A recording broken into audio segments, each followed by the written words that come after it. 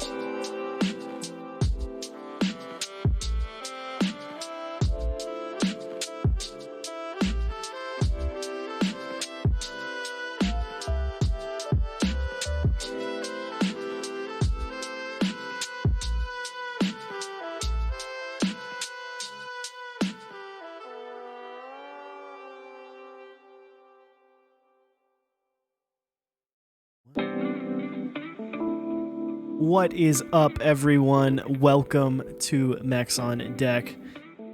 We are currently having a little bit of connectivity issues. Looks like Dixie's internet just kind of crapped on him, so he'll be joining us in a little bit. But for now, you're stuck with Chewit and myself. He's in Gen Chat, of course, when we start. Oh, is he back? Yep. Here, this might throw the stream off. Do you want to kick it to a be right back? Even though we just started. All right. Uno momento, por favor.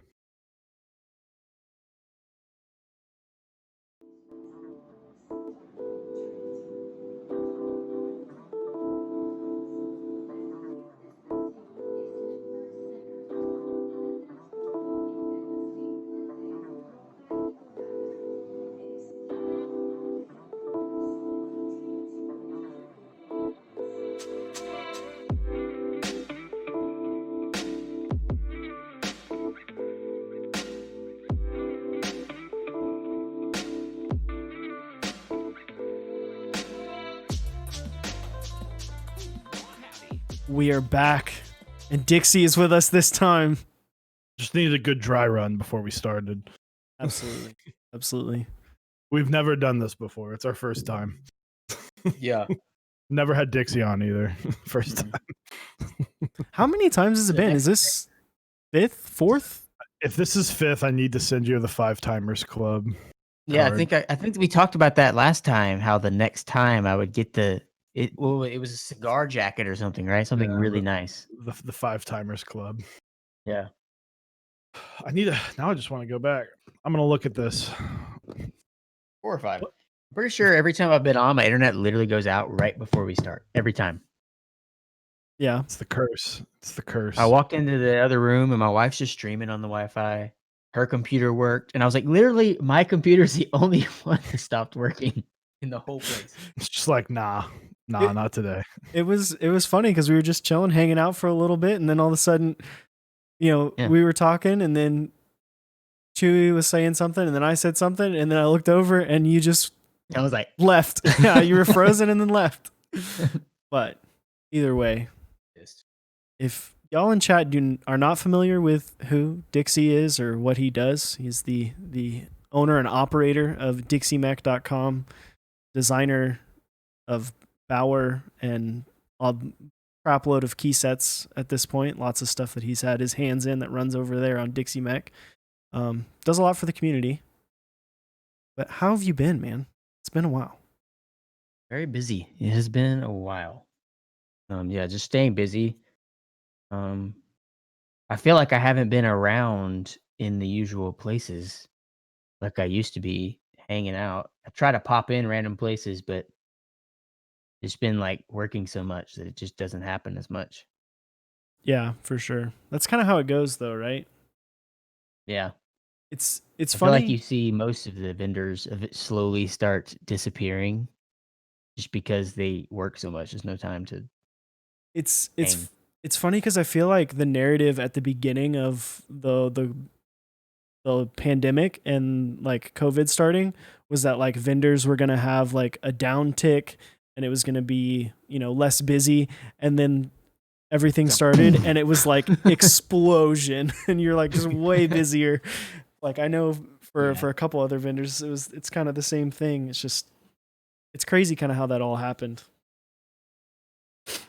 Yeah, for sure. Like we were seeing sets selling more than they ever have in the middle of it, and just kept going and going. So yeah, it's just crazy. And I mean, the more you grow, the more you got to deal with. So, and sales numbers and people joining the hobby has been going up, but the production of said products has not been keeping up. So not only are we selling more, but the stuff that we sold before it even started still isn't here. So it's not like when you're adding projects, the ones at the back are dropping off. It's just adding and nothing's dropping off. So the list just getting longer and longer until something Gmk Terra. Yeah. Get asked about I know you love green sets. I know like you're all about your green key sets, and it'd be like that though.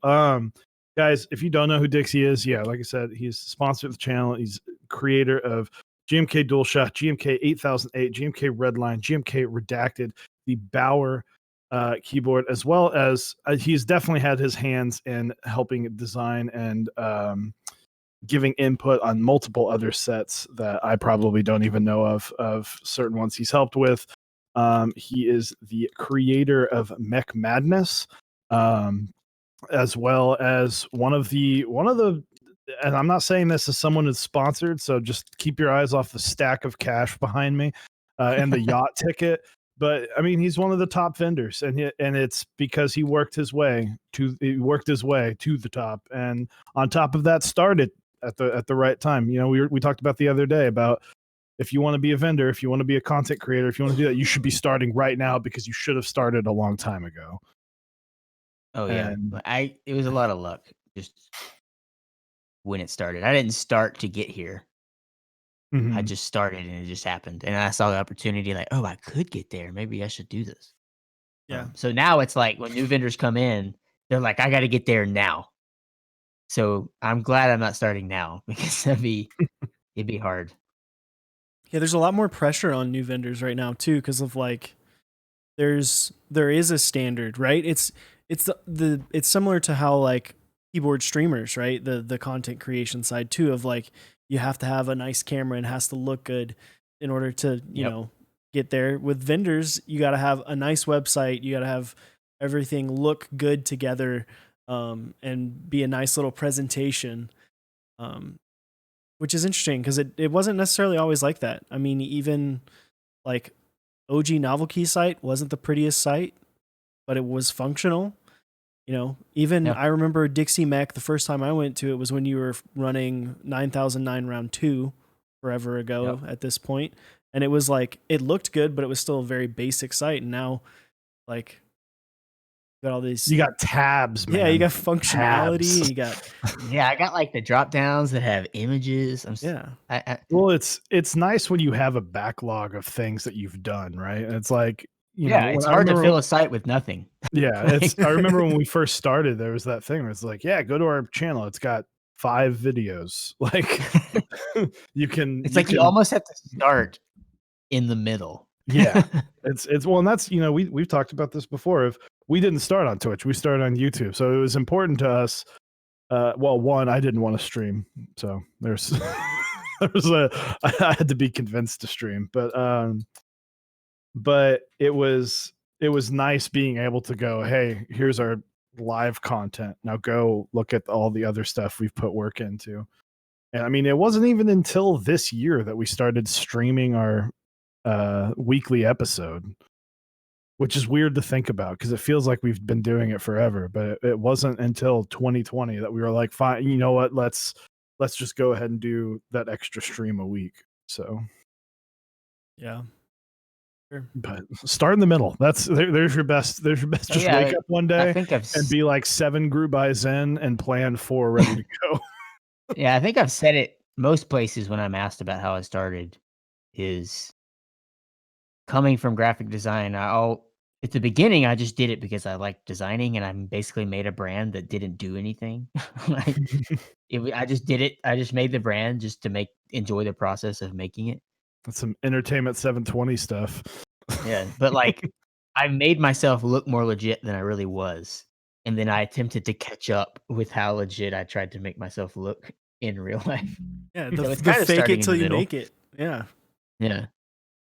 Fake it till you make it, and then hope you can back it up. And if you can't, then you just end up failing completely. But if you can back it up, then you get there. You fake it till you make it, then you continue to fake it. That's the people fail every day. I mean, true, very true. I think last time we had you on, you had just gotten the new spot, the new Dixie HQ, and I know you've done tons of work. How's that going? How's the new spot holding up for you and the wife? This is the first time I think I've streamed. Yes, correct. I went back. So this is, in fact, by the way, this is in fact your 5th time, and your 2nd time wearing a Lakers jersey. Really? Yes. I think it's gonna be the first time. I think last time was the week that Kobe passed. Oh yeah, it was my Kobe jersey. Technically, no. It was a little bit after. That was the last time we had you on a weekly episode. But we had you on the 24-hour stream, and that was in May. And then we had you on in February, which was literally like right after Kobe passed away. Yeah. So well, this is my Ron. Dodo. I stocked my own channel. Yeah, but yeah, new place. We did a lot of updates. I wouldn't call it renovations. Some small renovations. No like construction crews or anything. But I mean, we painted the whole place.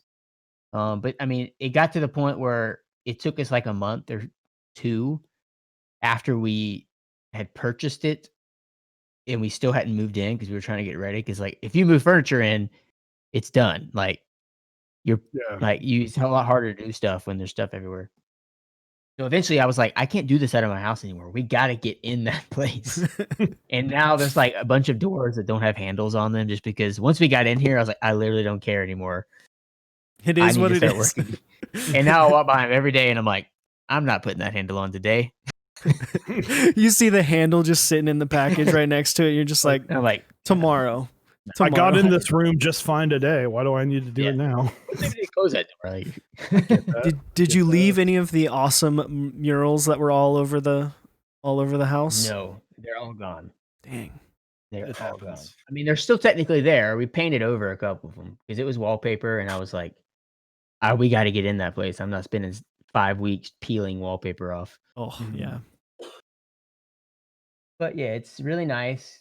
Finally, some place to spread your legs and actually store things. Like we have the warehouse out there that's already getting full somehow. Like literally the other day, I was like, "Holy crap!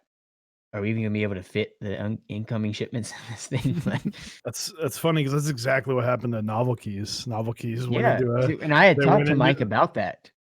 And I specifically, when we found this place, I was like, okay, we're not going to have that problem at this place. Like, we're specifically buying bigger than we need to grow into it so that we don't have to immediately move.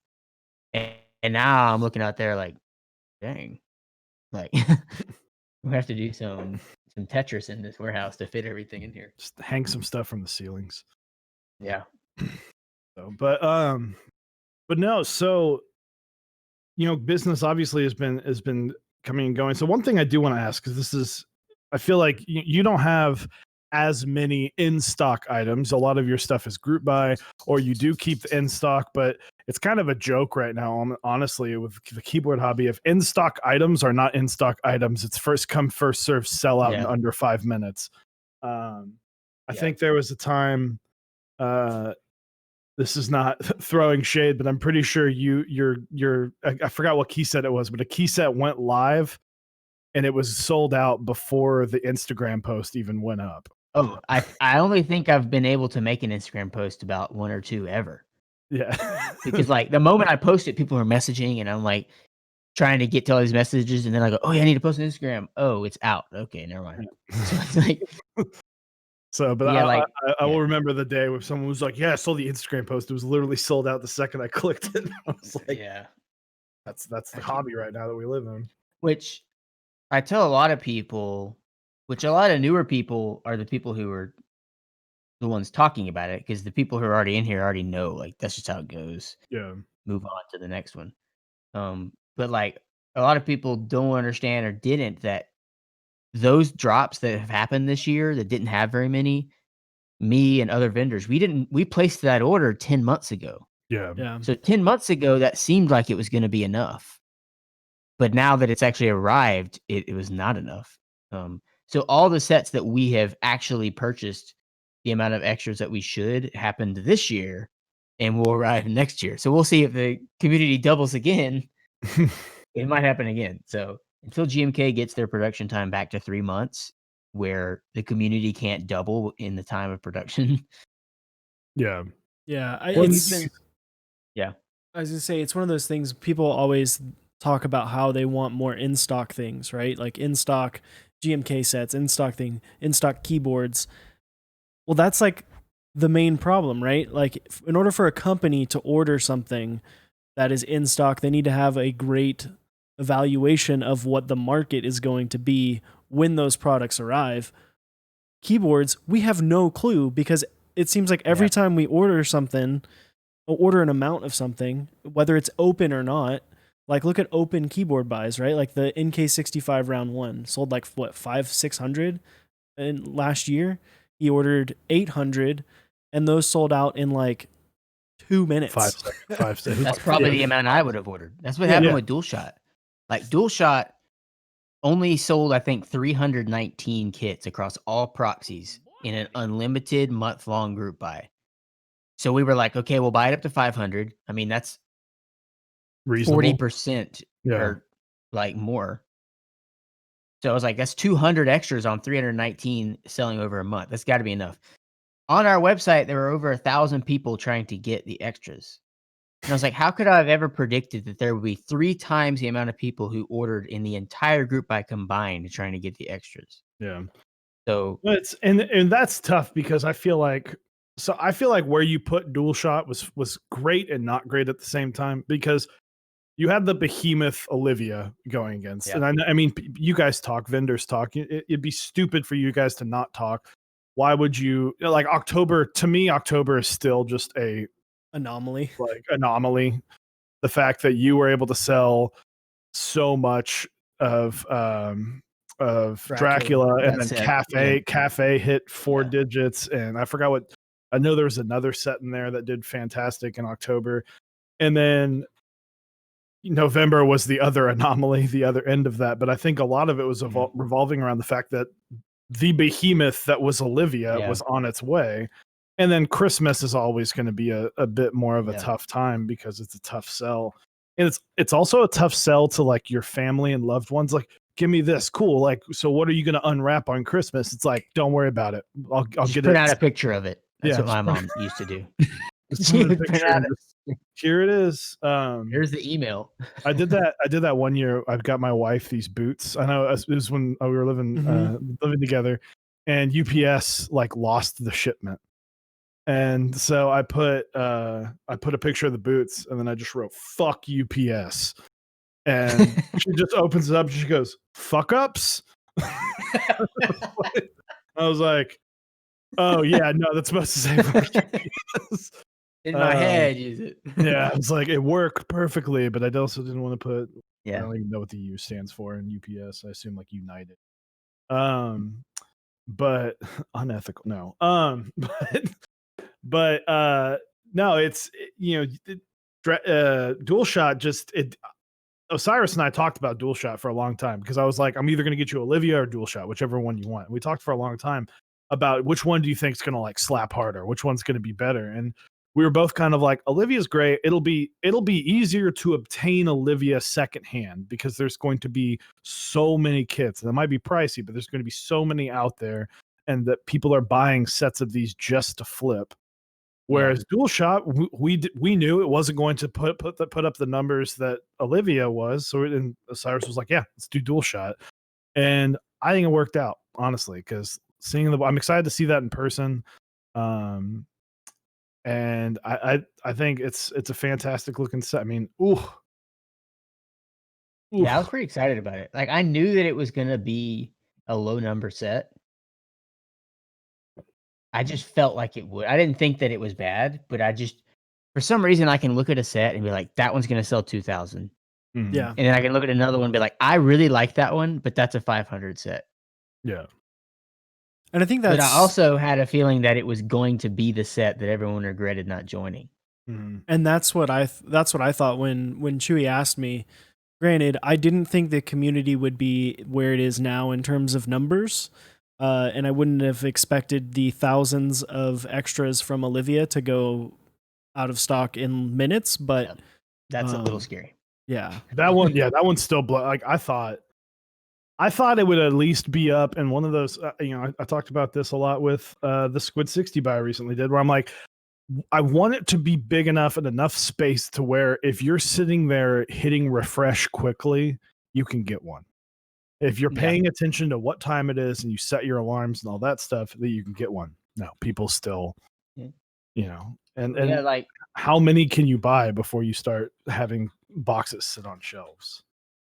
Yeah, I mean, there's like a weird balance between I have like a ton of extras And are they just should I list them all at once? To where I have like 3,000 orders, all that have to be packed at the same time? Or do you space it out? Mm-hmm. Yeah, like trickle them. Which is what we did with our desk pads. So like the desk pad order that we placed in freaking April that finally came in. I don't even know when it was, June or August or something. But it was like when it came in, we ordered, I think 8 or 9,000 desk pads. Jeez. Like Good I was like, Lord. I'm no longer doing this. I'm only ordering 500 and they sell out, and then I got to wait 4 more months. Mm-hmm. I was like, I literally sell desk pads for 1 day, wait 4 months. So it's like 3 days out of the year we have desk pads. So I was like, okay, this time I'm ordering way more. Like I want to be in stock to the end of the year.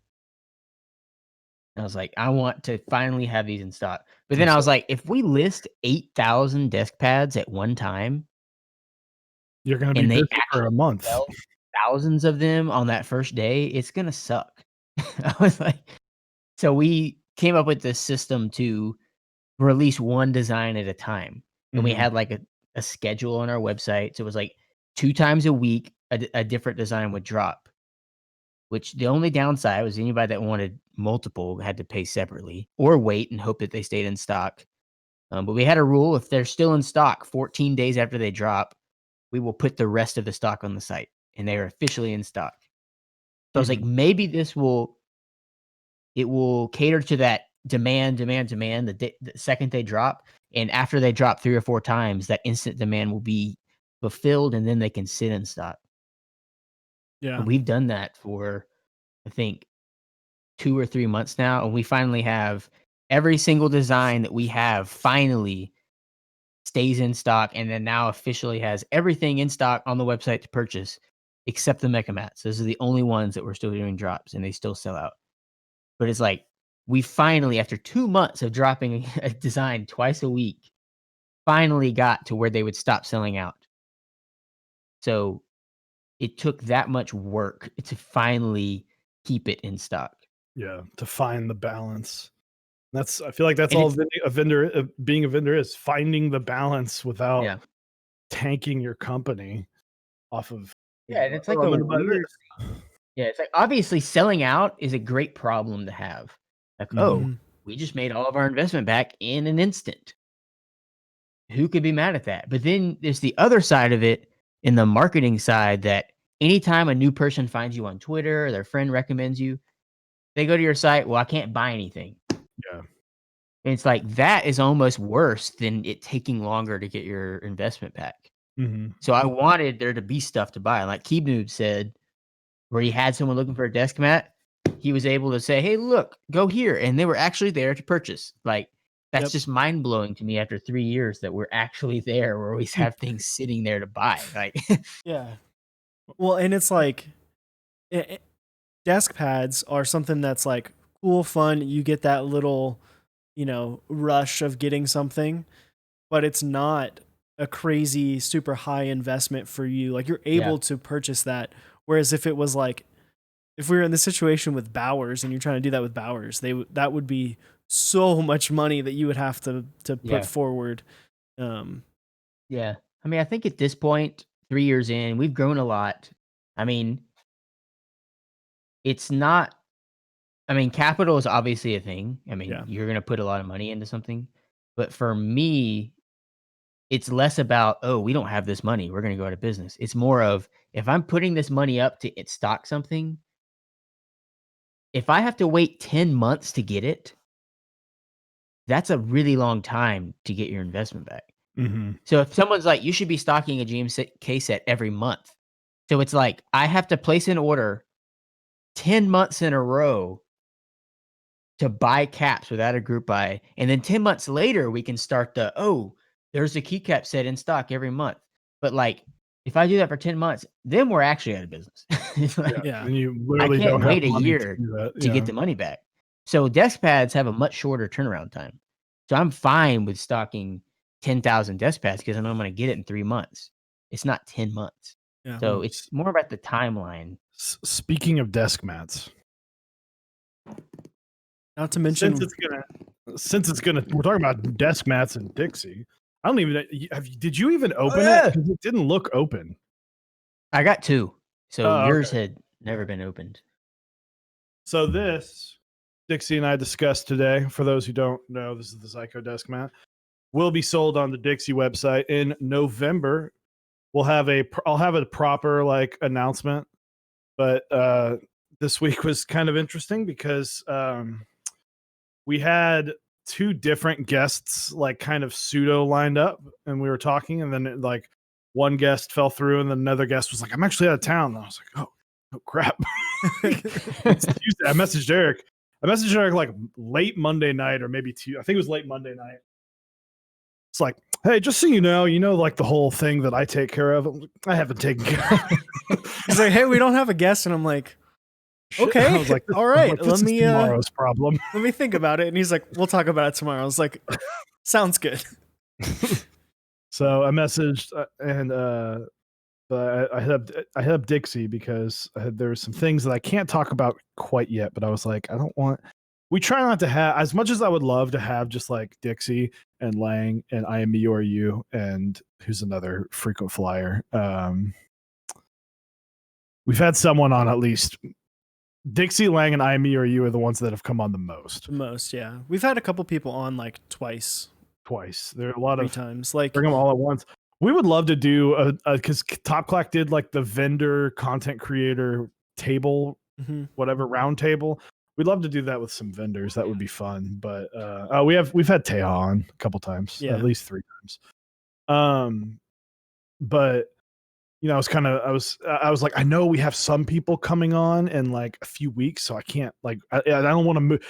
It gets real tricky when you start moving people that are scheduled far out up, because then you forget that, because in my head, like, cause this happened actually recently, when anytime Wednesday is the last day of the month, that throws me off completely. Cause I'll say, let's do the last Wednesday of the month. And they'll go, okay. And then I'll look at the thing and it'll be like, oh, the 24th, that's the last day. I'm like, no, this month has 31 days in it. And so I'm looking down and I'm like, shit. I said last Wednesday of the month, but so I messaged him and he was like, dude, that's next week. So, but Dixie has immaculate flow. Yeah, dude, your flow is right. We're gonna have to do like that avatar braid to show our true couplage.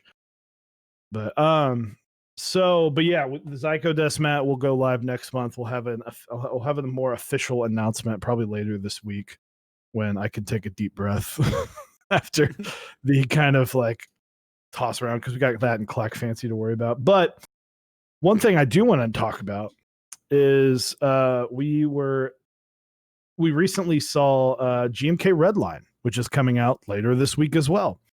So Gmk Redline, guys, if you have not seen, it is a fantastically designed set, a black, red, white, kind of that aesthetic themed set designed by Dixie. And we wanted to talk to you about tonight because it's funny. It definitely has a very nice theme. I like sets that follow a good theme with it, but it's also like pseudo like dark Dixie colors. Yeah, I guess it is. I've had this colorway literally sitting in front of me for a few months. Because it's like this tachometer or speedometer, I can't remember which one it is, in our car. So it's literally just been sitting in front of me. And I've always like been sitting there like, dang, I should make a key set out of that color. And I just never got around to doing it. And then I finally had some stuff complete and had some time cleared up, and I was like, started playing around with it, and I was like, dang, this looks better than I thought. It kind of gave me 8008 vibes, but with a slightly different vibe, I guess. 2 vibes combining into some vibage. Max vibing, bro. The mods are very 8008-esque. The alphas are technically the opposite, where the legend is lighter than the cat. It was very stealthy, maybe is the word. Yeah. It's very low key, kind of dark. But like, I'm not a guy who likes bright sets, as I think Mhm. I've discussed before. I don't like Skeletors and Miamis and stuff like that. So like 8008 was, I'm gonna put a little bit of highlight in the legends. So it's not Mhm. like burning my eyes out, but it's there. The red line was kind of the same idea. And then I just continued forward with the dashboard instrument panel theme there because I've always personally, I mean, graphic designer here, so I look at weird things. I've always liked just the icons that are on cars. Like, Mhm. I don't know if it's because as a set, they all go together so well as they should because they're all designed to be in the same place. But you'll see a lot of key set designs where they have 10 novelty designs and they don't all flow together. Like one will have really thin lines, one will have really thick lines, one will be very flat and simple, one will be very detailed.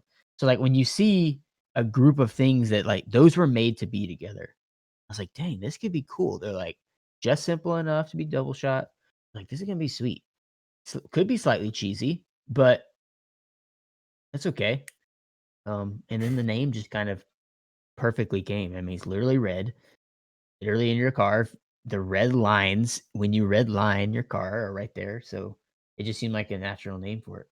I Um, just I love that you're like, oh, like I just imagine Dixie doing like 120 down a highway and seeing like the warnings pop up on his car, and he's like, car's like literally about to explode, and he's like, that'd be great for some novelty keys. Like I sudden mean, inspiration doing. I all the time, just in life, like not even on purpose, I'm like, ooh, that could be cool keys. Like it's almost a curse. Like I did some of those key set songs or the keyboard parody Mhm. songs back when I had more time. And when I was in the midst of making those just for fun, literally every song that I would listen to, my mind would be like, how can I change this into a keyboard song? Like literally every single song. So it's like, this is like takes over your life.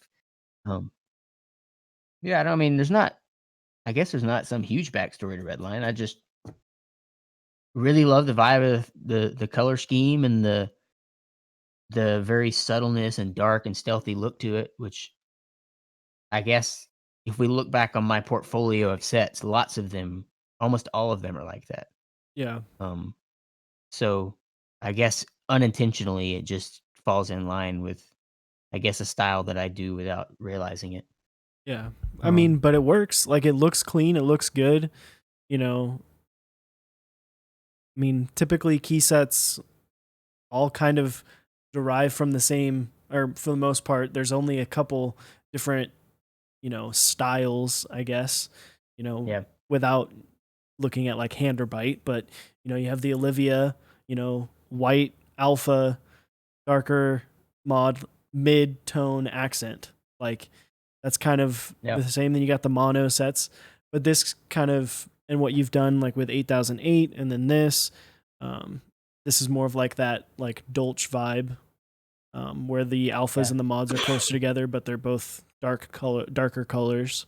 Um, it looks good. I think I am drawn to like when I'm designing sets, I'm like, oh, I don't want to do that. Like that's the same thing that everyone does. Like it's just gray. Um, and then like, I'm always trying to. I don't necessarily know if it's innovate because it's not that big a deal, but I don't want to also just continue doing the same thing. So it's Mhm. like for dual shot, yeah, a lot of people have done different colored mods, but I thought it was like a perfect way to incorporate those four colors without it looking weird. Like at first I was doing the diagonal thing like 1976 and I was like, okay, this is dumb. Everyone's done this. This is Mhm. just another recreation. Then I was had like all the way across the four colors. And I was like, okay, this is just too much. So Borderline rainbow. yeah, but it's like with 8008, I think I was drawn to those colors because they were gray, but they were slightly blue. I was Mhm. like, Hmm. okay, this hasn't been done. And then with Redline, I was like, those are gray, but they're slightly bluish green. So I was like, which I tried. I guess depends on the screen you have, but they are like the mods are like a really dark navy, and then the alphas are like a really cool like greenish bluish gray. Like Yeah, it has like a the weird raws that I green. have, Ew, it's this It's guy? kind of cool. Like I don't even really like green that much, but it's like a perfect balance between the three. Like the raw swatches I have look really cool. So Yeah, I'm excited to see what this looks like in person. One thing, I'm not a big fan of red. That's never been my favorite color. I used to talk about a lot about like the theory of like what's your favorite color and then what's the complementary color of that, because oftentimes people will like their favorite color, their least Ooh. favorite color will be the complementary. So my favorite That's color true. is green. Mine's And, red. and so you hate green. I don't like red. Like it makes, which is funny But because I Chewie's love favorite camping. set I is love camping. But that has to do more with color theory, right? It's like these Yeah. colors look good together because they are complementary of each other. And I hate orange and blue. There you go. And they're I mean, complementary. that's a good. I That's just a hate good that whole reason to hate orange section and of blue. I don't like Auburn. I don't like the Bears. So I'm a big fan of green and yellow. I do like blues. I do enjoy blues, but never with orange. I also just can't stand orange. Yeah, me either. It's bad. I forgot on Redline that I did a somewhat polarizing thing. Can't tell. By putting the legends on Enter and Escape as white. Or it's technically GR1. It's technically the really light gray. But I don't know if it's kind of forcing accents, but it's not like the whole cap isn't an accent. Yeah, it's just a touch of color. It's kind of like what you did with DualShock. You're just adding a touch of color to make it a little more unique. I was nervous in doing that because I was like, people really hate when you go against the norm. Yeah. So I was like, this isn't something that's normal. People are going to rage. So when I made like the IC, which was also like the most thorough IC I've ever made. I don't know why, but I was just in the groove of designing and just went really thorough with like renders showing like these things need to be removed. But like I showed the comparison. I was like, this is what it looks like when everything's red. And this is what it looks like with these two little pieces of light gray. I was like, this really breaks up this huge thing of red everywhere. Yeah. And I was like, I explained myself, and surprisingly, like I believe like 60 or 70% of people said they liked it. And I was like, holy crap. Like, I'm actually kind of surprised. To be fair, it's not quite the rose gold space bar from round one Olivia that was forced. But definitely, it's definitely unique and different and flows well. I think it's good. I probably don't see myself buying this set because I'm trying to dial it back on how many sets I have because I just have so many coming in. But I do want the warning kit, just the warning kit. I think the warning kit's fantastic. I think it just have it like sprinkle those in randomly or use a macro pad or something. But the other thing I want is I want a 1U macro pad that I can set up with the start stop button and that be the power button to my computer. So I think that one, sick. when I had that thought, I was like, holy crap, this is going to be cool. The window key, because like all the push to starts have the window key. I'm like on a roll with using cool novelty window keys. Like with DualShock, we had the power button. I guess they're all power buttons. So maybe it's not really that hard to do. You're on a power Give roll. yourself some credit, okay? It's all right. It's just a bunch of power buttons with lights on. The back pats are there, bud. Yeah. So, but fantastic set. Guys, you can 159 in chat's just, he's just telling us stop giving you credit, saying Slash is better than Redline. Listen, I know I 159, we're sponsored by both, so we're kind of caught in between. All right. This is like the classic two dads trying to pull their sons to each other's yachts. But I know that you're just mad because Dixie's yacht is exactly 1 foot longer. It's okay. It's okay. I am bumming off his Wi-Fi, so yeah. So I mean, like you gotta share this Wi-Fi. I mean, I'm pretty sure I'm wearing his city's colors, and I think because I'm from Alabama, it's kind of like, who the heck are you? Sponsorship. Also 159. Thank you for the tier 1 for I think 15 months, and Starstone for the tier 1 for 13 months. Both talked crap about you. 159 said, "Ooh, it's this guy," and Starstone said, "Is Dixie a LeBron fan? Can't tell." Yeah, I'm big time LeBron fan. See, when you're from a state that doesn't have a team, of really You kinda any feel- professional sport. You feel it's literally we don't have a single professional team. You kind of feel left out. So as a child, you just pick a player. Because I mean, I wasn't gonna pick the Hawks in the mid 2000s. Yeah. When I'm a 9-year-old or 8-year-old, why the heck would I pick the Hawks?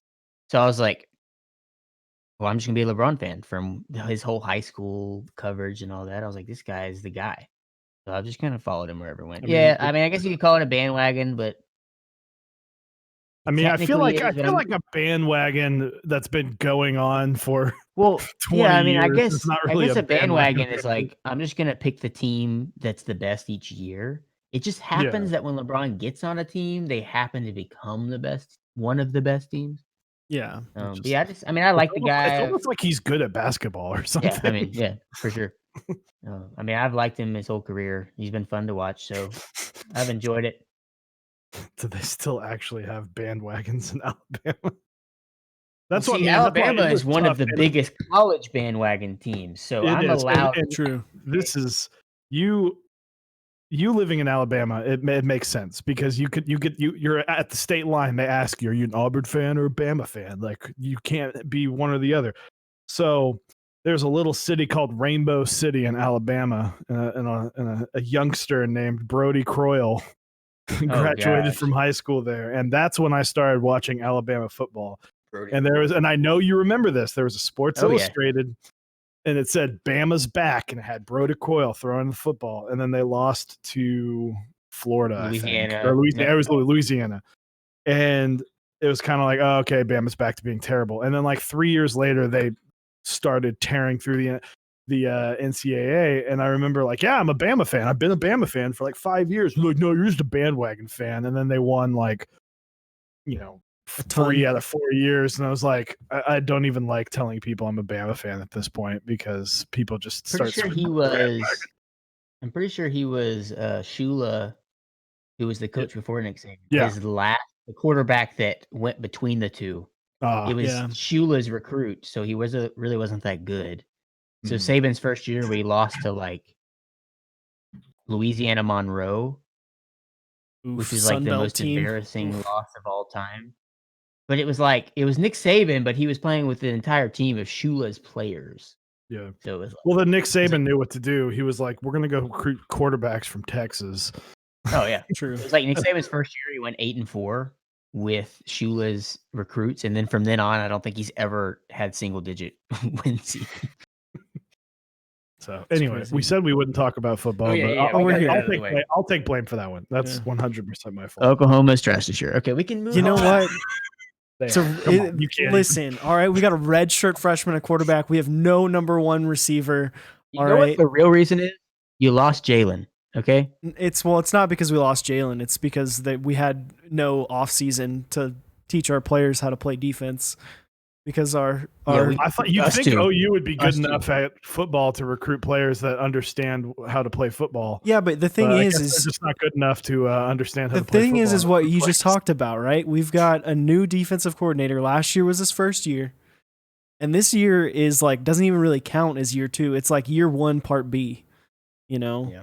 I think this is our defensive coordinator's last year. Yeah, you think he's going to go be...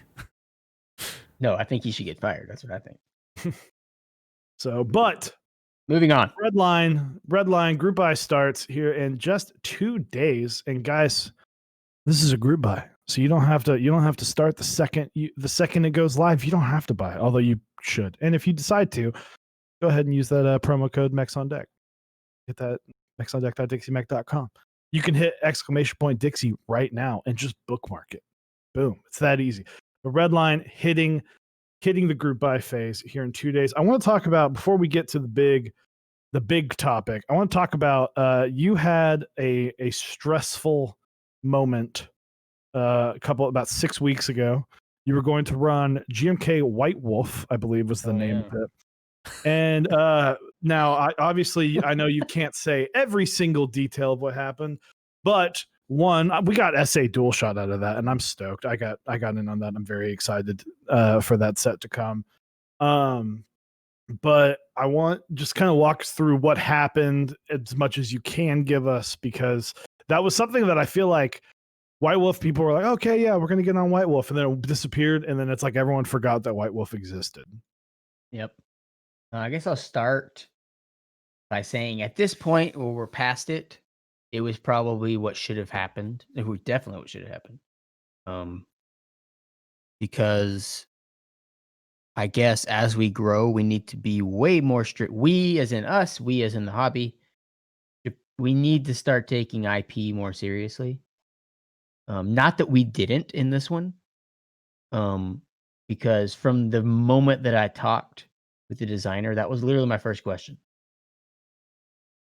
Intellectual All of property. that's big. Yeah, sorry. Someone else's thing that they own that's not a physical thing. An idea, design, characters. But that was basically the only thing we talked about the whole time. We need to redesign this. We can't use these. So our whole mission was to get away from using things that they designed. When what I should have been thinking was, this is obviously based on this, so we shouldn't be doing it at all. But it was more of like, I'm in the middle. So we had the right mindset. We were trying to do the right thing by not just stealing things, which in the end, all of our novelties were, I mean, they were far enough away that even the designer said that had been checked off by an IP lawyer. But it was still like, we probably should have just done it the right way. Here's a quick So question: if the Netflix series never comes out, do you think that would have an effect on your decision? On my decision? Yeah, and his decision in general. Because that well, game's pretty old at this point. Yeah, the IP for The Witcher is very complicated because it's like the books, the game, and the show Are all owned by are different people. spread out between people, which at this point I might have forgotten who owns what, but I think the book is owned still by the author.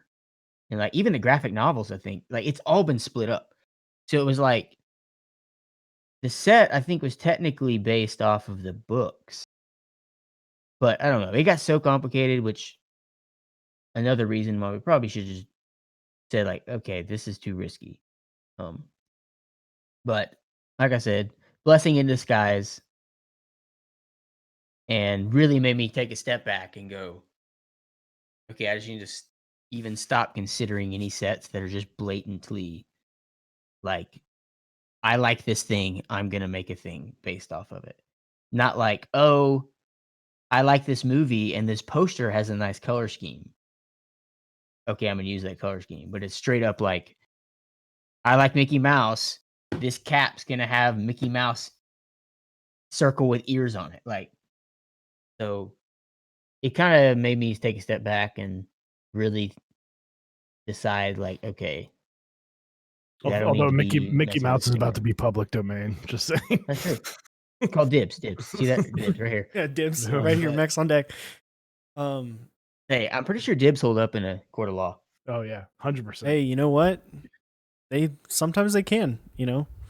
But dibs is a dibs is a dibs. This is kind of I think this is the first time I've heard of GMK being like, nah, we're not doing this.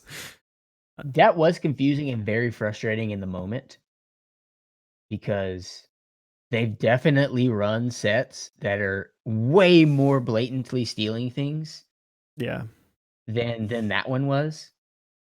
But it could have easily been the same thing where they went, okay, this might be about the time when we need to start taking this more seriously. Yeah. Mm-hmm. They can't go back in time.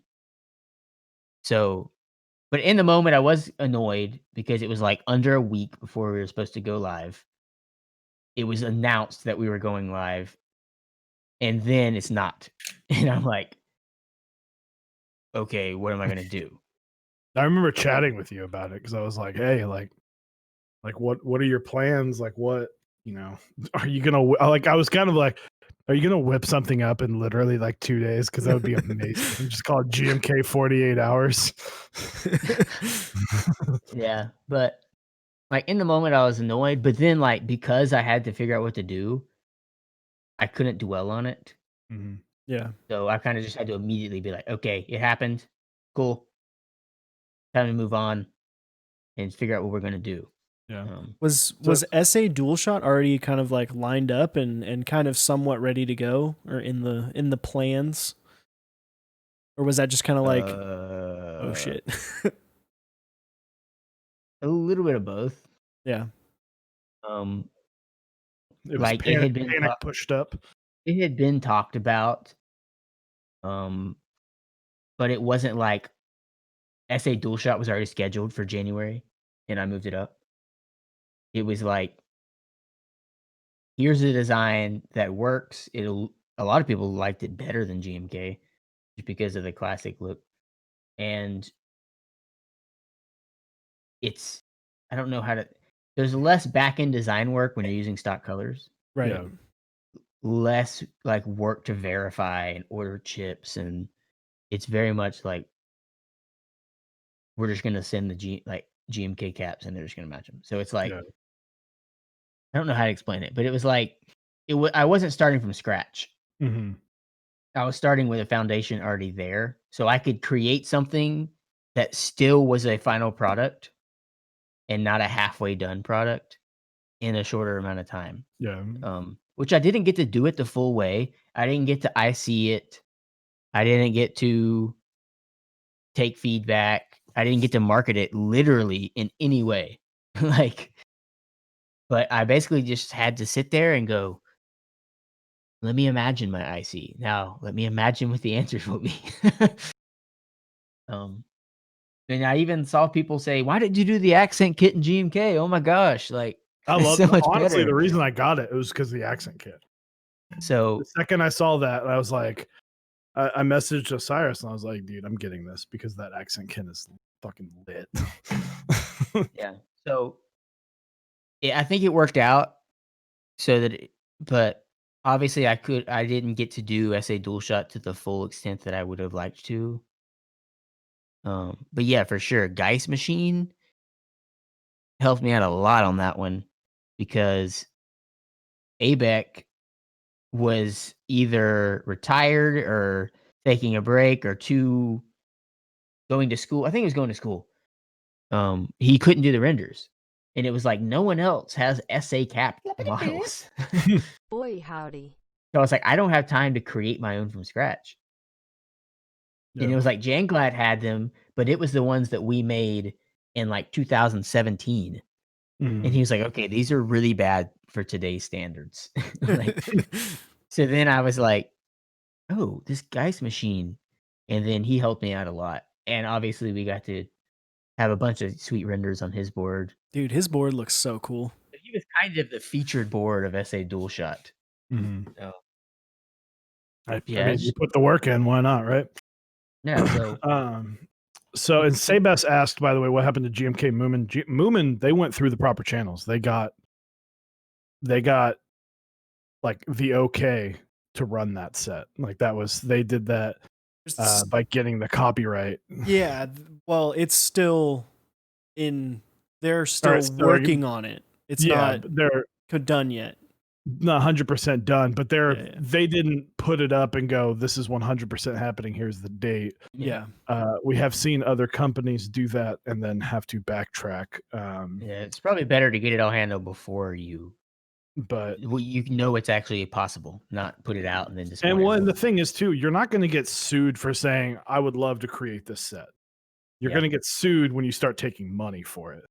You know, it's you could design. I mean, that's why artists can draw a picture and post on the internet and not immediately just get destroyed by IP infringement. If you start selling it, it gets a little tricky. But then it's good. Like Cyrus and I've talked about the anime IP infringement issues because there's so many different companies that own so many different things when it comes to anime, and how it gets tricky with like, well, which one? Because different company owns it in this country. Then if you sell it to that country, that company owns that. And it's like, can you just not have a proxy in this country because it's a different company? It's Well, some So, Asian but- countries, anime like IP law is like completely open because that's like a huge part of their culture is people able to make like fan fiction to these animes.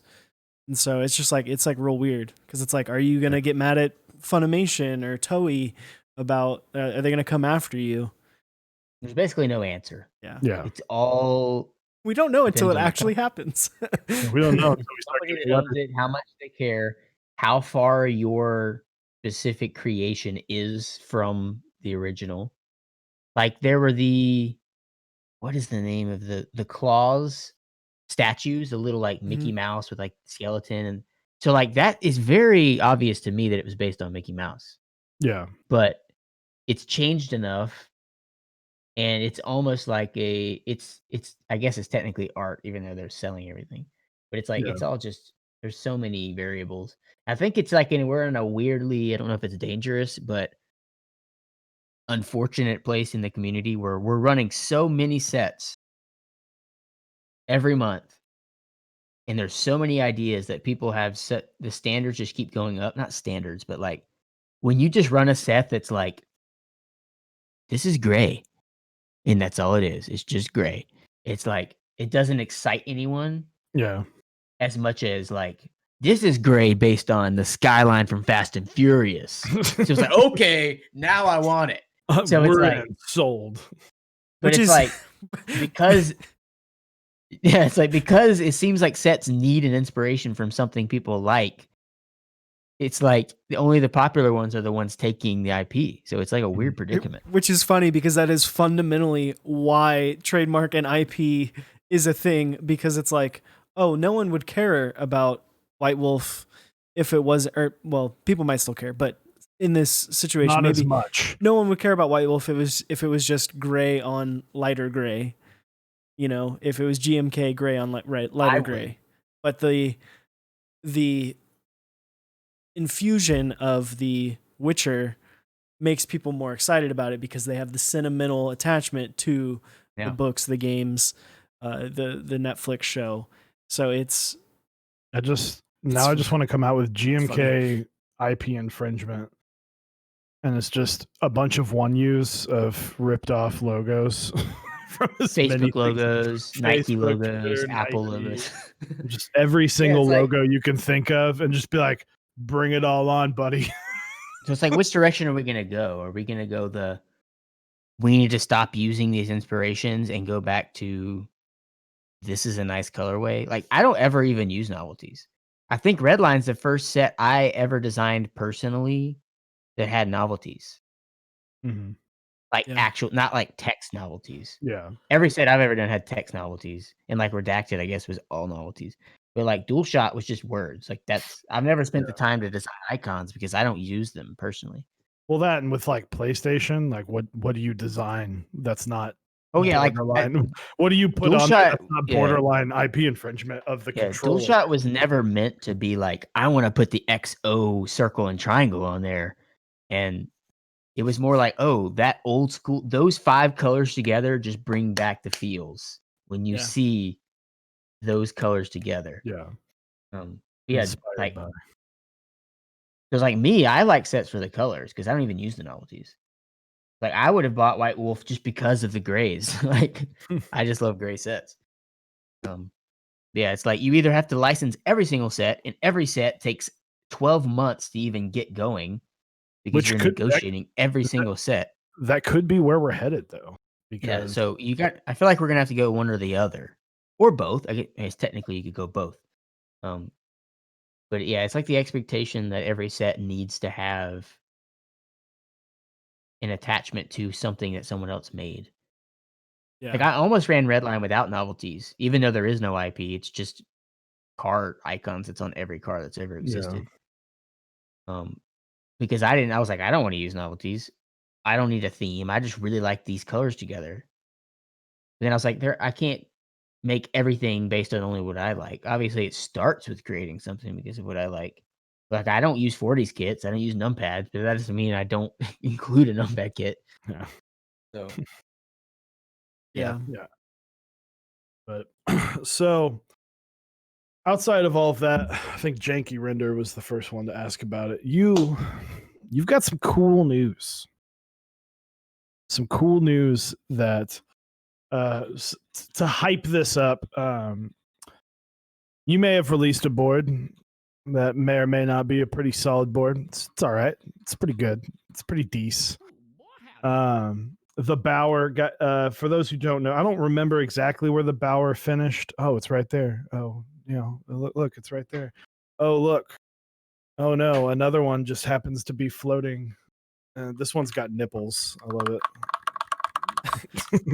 Oh no, I'm kidding. But yeah, so the Bower 65 is it's just the Bower, but 65% gasket mount, sounds great, feels great, looks great, and was a smashing success, I believe, as far as I know. was a smashing success. As hard as it is to have a smashing success of 40 units, I mean, I killed it. There you go. All 40 of those people wanted that board. And let's pour one out to the 72. But sorry, I had to. But there may be talks of a 2 of a Bower 130.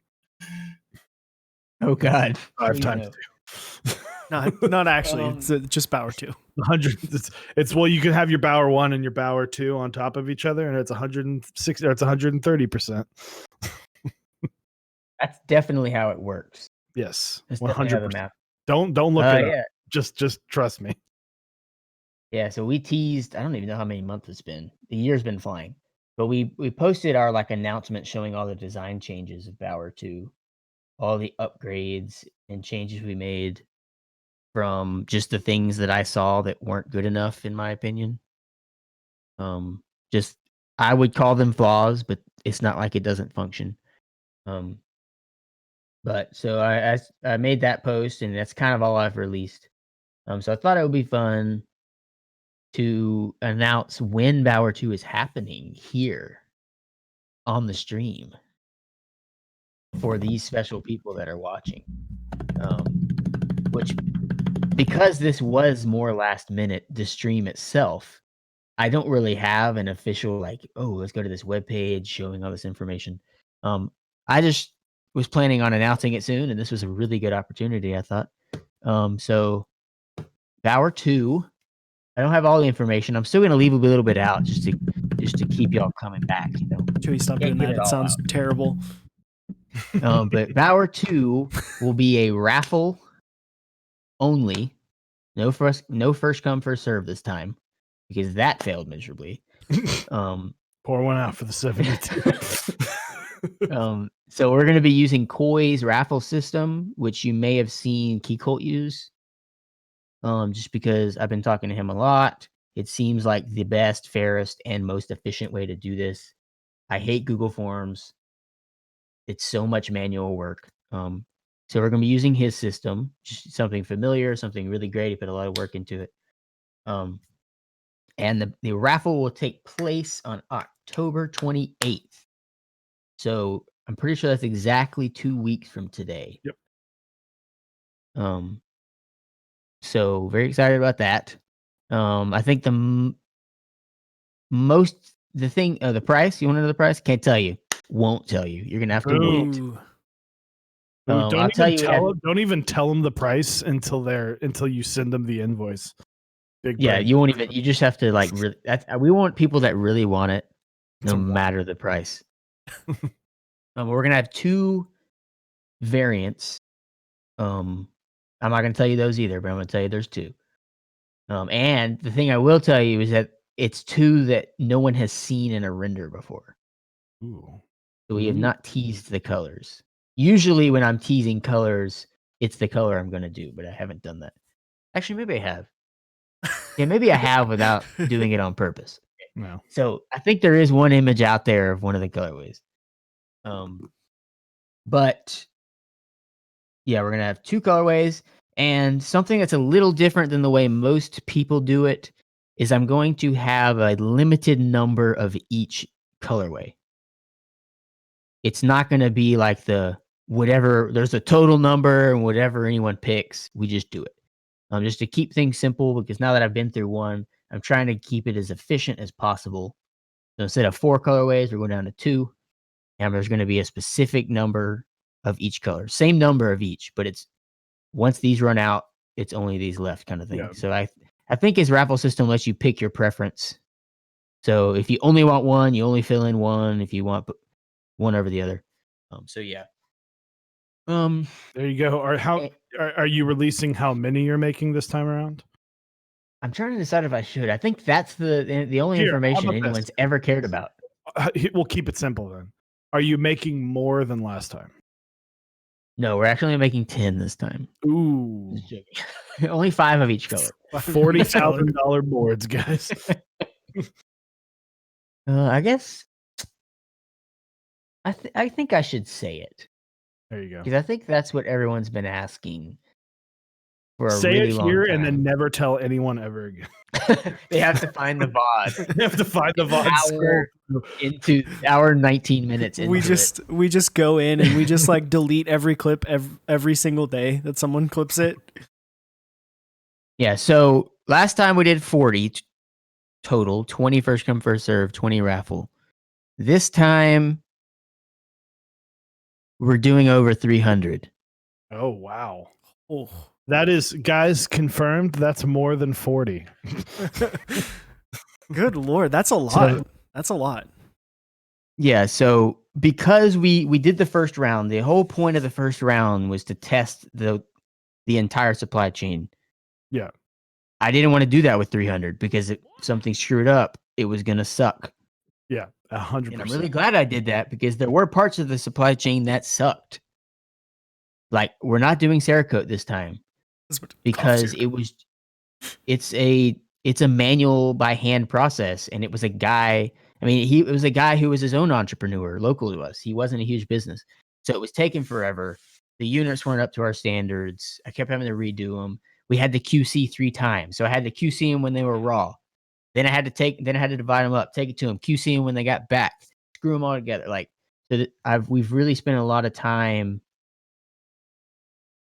dwindling the process to be as efficient as possible, by getting the number of colorways down, getting the number of different materials in different places, and we're doing anodizing, so which does have QC, but there's not 2 rounds. I don't have to QC before it's Cerakoted and after. Yeah. And the consistency is a lot higher.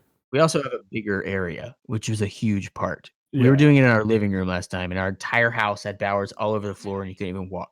So now, like, we have a place that we can spread out to really do it.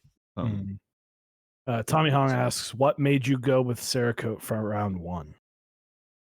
At the time, I don't even know if Cerakote had. I mean, I know it had been done sparingly, but it wasn't really a thing that was popular. It wasn't in group buy. I feel like it was more like the people that had them just did it on their own.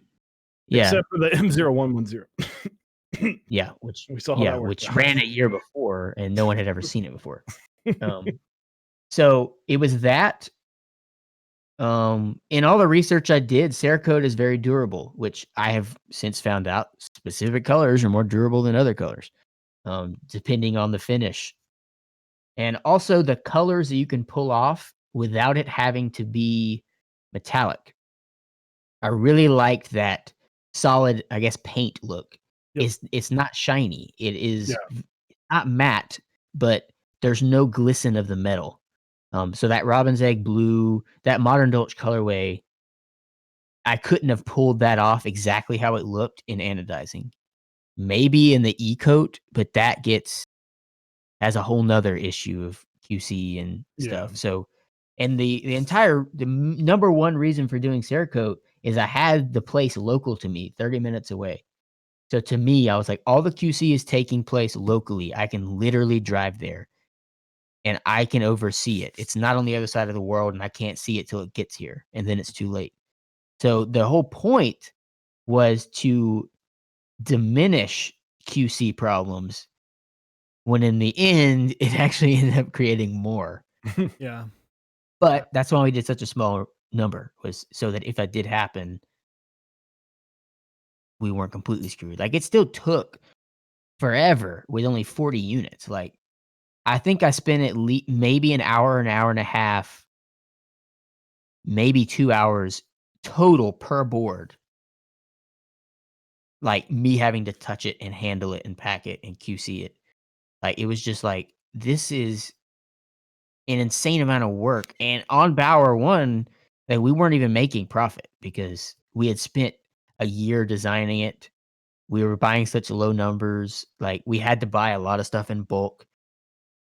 So it was really just like, we got to change something here Mm-hmm. to Well, be that's able to get the exciting. numbers that we want to do.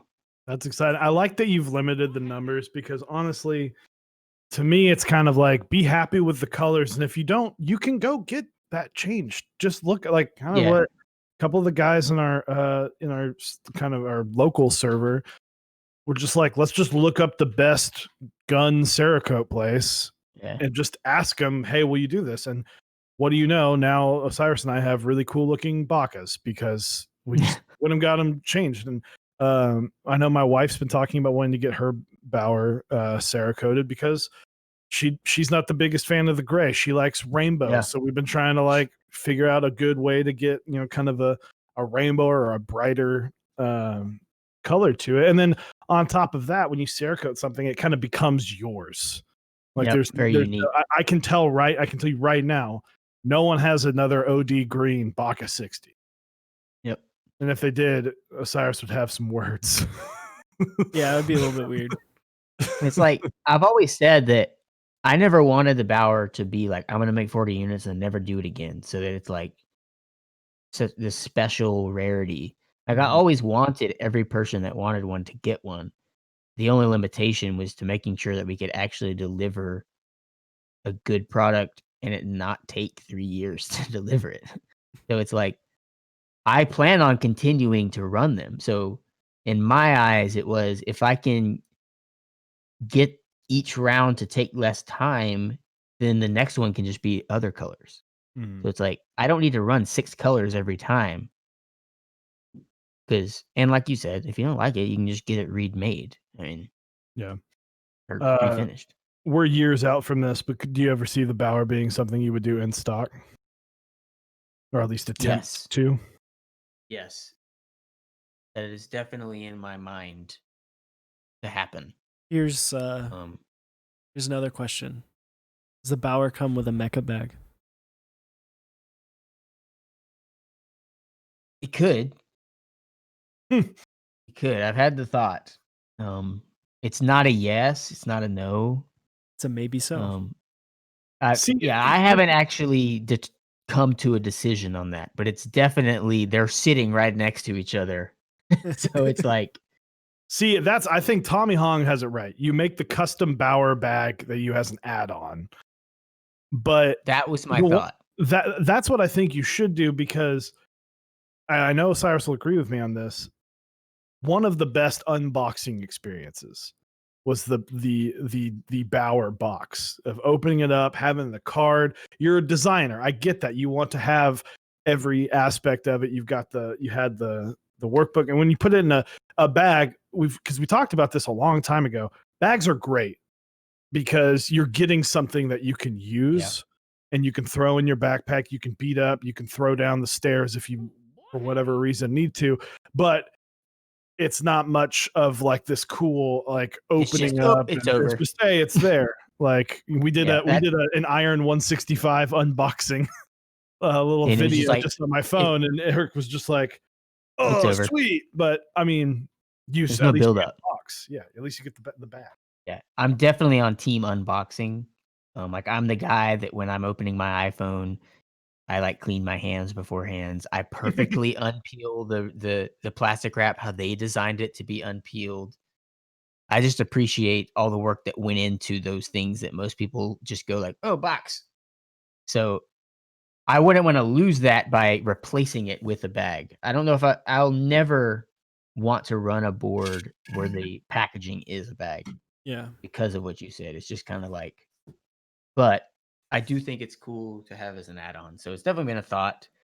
So you never know, it might be there. Yeah, I think it could be a cool thing that like you only can get the Bauer bag if you win. They're not sold separately. So I always like fun stuff like that. That's keeps it unique and fun. Absolutely. So Agreed. have you? I think I've been waiting for someone to do this, but it would be difficult to get it 100%. I think is to do, and like I could see you doing this because graphic design is getting like a Bauer desk mat that just has exact measurements of the Bauer on the desk mat. So you could just like set it on there. You can just set it right on the. It's like Bauer goes here, and it just goes right. And I'll make it slightly crooked just to annoy everyone. Just to annoy everyone. Just piss everybody off. People are sitting there with like a freaking protractor trying to figure out the angle. Are you fucking serious? So, but guys, yeah, you heard it here. I'm not going to repeat it. I mean, there's already clips of it. No, but there's clips and all that. But guys, October 28th, throw it on the count. 300. I mean, let's be honest. It's going to be difficult. It's going to be a bit. Your chances are not going to be as easy as if you ran 300 the first time you did the Bauer. Yeah. But I'd probably still be fulfilling those if I did that. It'd still be. It's crazy that you go from 40 to 300, and first off, if you don't get one, just saying now, if you don't get one, don't fucking message Dixie about how angry you are that you didn't get one. Just saying that now. As a friend and as a hobbyist, don't fucking get mad at Dixie that you take your L's with some dignity. Hopefully the system that's being used will keep that from happening, because it's not like I had it in my cart and then it was gone. It should save my spot when it goes in the cart. And I'm like, what website does that? No one's website does that. one. Not even Amazon. Because I had it yesterday on Prime Day. Yeah. There was something I wanted and it was $7, and then I went to my cart and it was $12.99, and I was mad. Yeah, but then I was like, you know if what? That was the case. Technically, someone could really quickly go to the site, add the stock to 10,000, add it to the cart, hold it all hostage. Yep. Okay, people, I've got it. You got to wait on me. So it's like, yeah, I want to do everything on our website because I like it being a central hub. I don't like things happening outside of them. I don't like Google Forms. But with that comes a lot of back end building and cost. So Koi's system, which I had talked to him before anyway, it's an amazing system. They put in a lot of work, a lot of thought. So it was definitely the right way to go. With just making sure it was as fair as possible, as efficient as possible on the back end, where I'm not sitting there manually building 300 invoices. So, Dustin Vang, it is in fact a raffle. Will we get a "you lost" email? I hope so. Didn't Keycap say today that they weren't going to do those anymore? I think I saw that. I think the first one, they sent an email to let people they didn't win, but I thought I saw a message today. I don't know, because personally, like, I think it's funny, but only for keyboard raffles. know I wouldn't want that, because if you see the email from Keycult, you're going to get pumped. It's like when we have extra sales, our website's set up to do hey, you left this in your cart.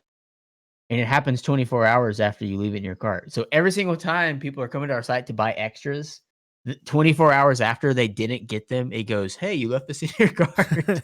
Oh, God. Every time dangling it in front of you. Way to go. But they need to be, people will need to be in your Discord in order to take part in the raffle. So I'll make a more official announcement with all the information and everything that's needed and all that very specific Discord information, because it does happen through Discord. But yeah, all that will be announced sometime, obviously, before it happens. Maybe I'll just do it like an hour before it happens. Better hurry! Dude, like the clothing drops where it's just like no one really knows anything, and all of a sudden the entire collection is like released the day before, and then boom, tomorrow 8 a.m. We actually opened up a new company that you never heard of. That's where it's going on sale. Yep. See, what Yeah, you do is you drop it at like 4 a.m. Yeah. How bad do you want it? How bad do you want it? Huh? So I remember whenever I got my Fiel, our moderator, Metallic Charles, he and I we wanted one. And we're like, and he was like, it's going to go live. And when he announced, he said, we're only giving out 100 and it's going to be first come, first serve. And it was like 4 a.m. I was like, fuck. So I hit up Metallic Charles and was like, hey man, like, do you want to like be accountability buddies? like wake each other up at 3:50 in the morning. He's like, yeah, let's do it. And then like the night before, I had already planned. Like I took a nap the day prior. It was over the summer, so it wasn't anything crazy. But I remember he was like, we're actually just going to leave it open for 24 hours. I was like, let's do it anyway. So we were on the Discord. It was a fun time because it was like, you know, many of the Europeans were there, obviously, and they're having conversation. But then there was a lot of like who are the Americans that are here at fucking 3 a.m. right now? And it's like, yeah, yeah, it's like a launch party. So, Exo Squid, thank you for the tier 2 for 6 months, and Splice Type, thank you for the Twitch Prime for 4 months. Appreciate that. So anything else in the works that you can talk about? I know we got Bauer 75. That's a long ways out. Obviously, Bauer 2 at the moment is taking up more of your interest. I've been loving what I'm seeing though, because you've been like sprinkling in renders here and there. Of just like, oh, here's the Bauer 75. Like I'm not going to talk to you about it, but here it is. I don't know why, but like I guess I'm a person that I don't like to show anything until it's done. Mm-hmm. So it's like I don't want to show an incomplete product to anyone. I don't want it to be a work in progress. I don't want to show it till it's done. So it's like I never say anything about anything until it's done. So it kind of just happens and I don't even do it. And then sometimes I'm like, dang, I should have been teasing this. Like, why have I not been doing this? Yeah, Redline's gonna have some more renders of some boards. What about the Forgotten Child? The Schofield. Yeah. Well, I made changes to Schofield that I haven't shown anyone. Which obviously renders don't show the whole board. Schofield, more like Scuffed Field. So in my opinion, the first version was Scuffed Field. Like the idea, I loved it, and then I had the prototype, and it just didn't seem quite there. So I kind of redid almost the whole thing. Like from a glance, it's the same board, but if you really look into, which I think the renders I will be posting on Redline throughout the month, you'll be able to see some of the changes. Mm-hmm. I think there are changes for the good. Well, and I think it's interesting that we're seeing a lot. 65% are kind of ruling the world right now, and then with a close second of TKLs. And it's not the first TKL that's been kind of like shown a little bit and hinted at and teased, and then been like, wait, time out, let's pull the rein back. Let's hide it off. Because the Key Cult number 3, when we had them on, they were like, yeah, we typically don't like releasing they said they don't like releasing renders, but then they also don't like kind of releasing pictures until it's a finished product, and they said that they're having to change the number 3 a bunch. And so it's we're going to start seeing, I think the TKL age is upon us soon, where TKLs, I think, with how many, because I feel like the community, and I know me and a couple other people for sure, and a lot of people I've talked about in the Discord, it's kind of like, okay, another 65%. What makes this different than the other? It's like Bauer, Key Cult, and Irons and other 65%. They kind of already got in on the ground floor of whenever it was peak 65s, and now I'm seeing like 15 more. I'm like, To be fair though, Chewy, you didn't care about the first one that was posted, so no, not at all. I haven't cared about really any of these 65%. But and it's still, I mean, I wouldn't care about them if it was a 60 or a TKL, because it's like there's so many. There are so many that it's the exact same thing. It's hard to design. And so that's why I really like the Iron 165, because it does have a lot of differences to it, and that's why I know I'm going to like the 180. But I feel like the TKLs are about to start taking that spot, because I know that TKLs have really risen in popularity and a lot more people are getting them. And I think another big part of that is PCBs are more accessible to TKLs nowadays, and they used to not be. And that's one thing that I think is holding some 65% back, is PCBs are just not as available as they used to be. And as And they there's are. like the way I went, I made a completely brand new bottom row, so I had no choice. Unless that just starts becoming a popular bottom row, it's proprietary. And with TKL, like Schofield originally had a proprietary PCB. It was kind of dumb. It had the F13 layout, which isn't quite proprietary. Like Heine did have like an H88, but it was the space inside the way that I had built it. It needed space north and south, I guess, on your board, F row to spacebar. It was tighter than the H88. So it was literally just an H88 that was shaved down to fit. And then when I did the redesign, I was like, I've got to find a way to be able to fit a regular H88 in here. Yeah. This is the dumbest thing, to have literally a stock PCB that's just slightly shorter.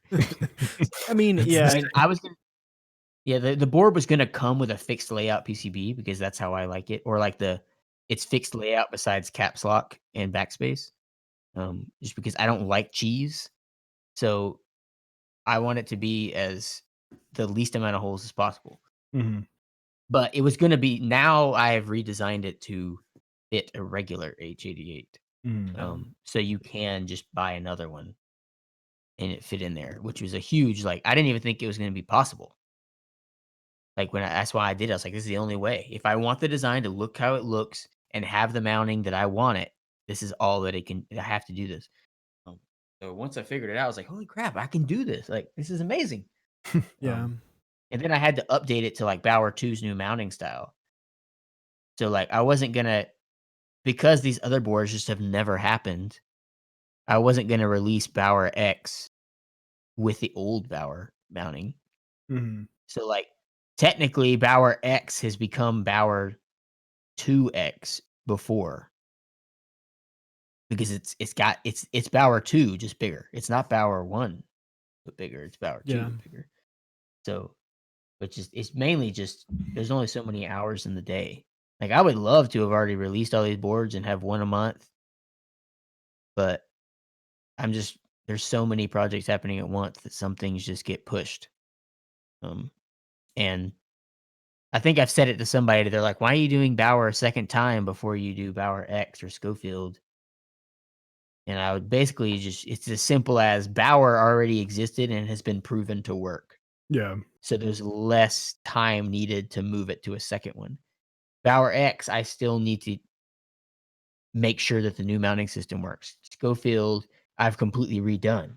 So it's I either just sit here and run no boards while I finish those, or I go ahead and run Bauer 2 while I'm finishing them.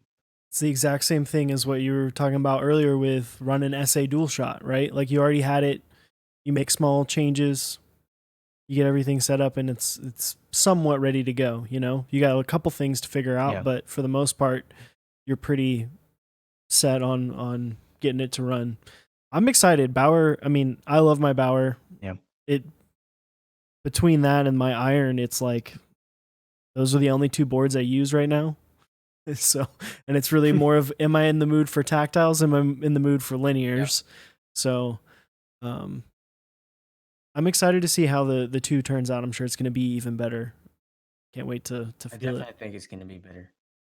Which I myself, I haven't gotten to use one that works, to plug up, because the only PCB that I had to test was one that had been messed up or it wouldn't work. So it's I haven't actually gotten to use a Bauer in a year, because my wife has ours our one Bauer, and then I just have a bunch of bodies with no PCBs. So I use it every day. You're the Ironically. HHKB. Are you using the new gen? I think you showed it earlier. Yeah, I have the hybrid Type S, which is probably one of my favorite boards, I think, of all time. It's ironic. It's like the guy who sells all MX caps every single month uses Opera board every day. You got to. Which I was using my Jane that has box pinks in it, which are clickies, because I was doing something yesterday that I just really needed dedicated arrows. And like today, I was like, I can't take this anymore. I was like, I gotta swap this board. Like it was fun for like less than 24 hours, but I can't do it anymore. It's Yeah, like Cyrus and I were talking about, we're planning out this build that we can't talk about quite yet, but we were planning. It was like, dude, this would be the build to put box clickies in. I mean, I think they're fun. There's no other build to do it. Dude, box clickies are sick. It's just like navy's way too heavy. Like you just after a day, not only are your ears tired from how loud they are, but your fingers are tired from how heavy they are. And like even box whites are really nice. I like whites a lot. Box whites. But they're still so loud. Like I can't focus. Like I'm literally working and I'm locked in, and then me typing on the work distracts me. Or I'm just like, shut up. And I'm like, oh, it's me. Like that's why it's so loud in here. I'm actually interested in your take. So last night we talked about where box switches would be now if Boxgate hadn't have happened.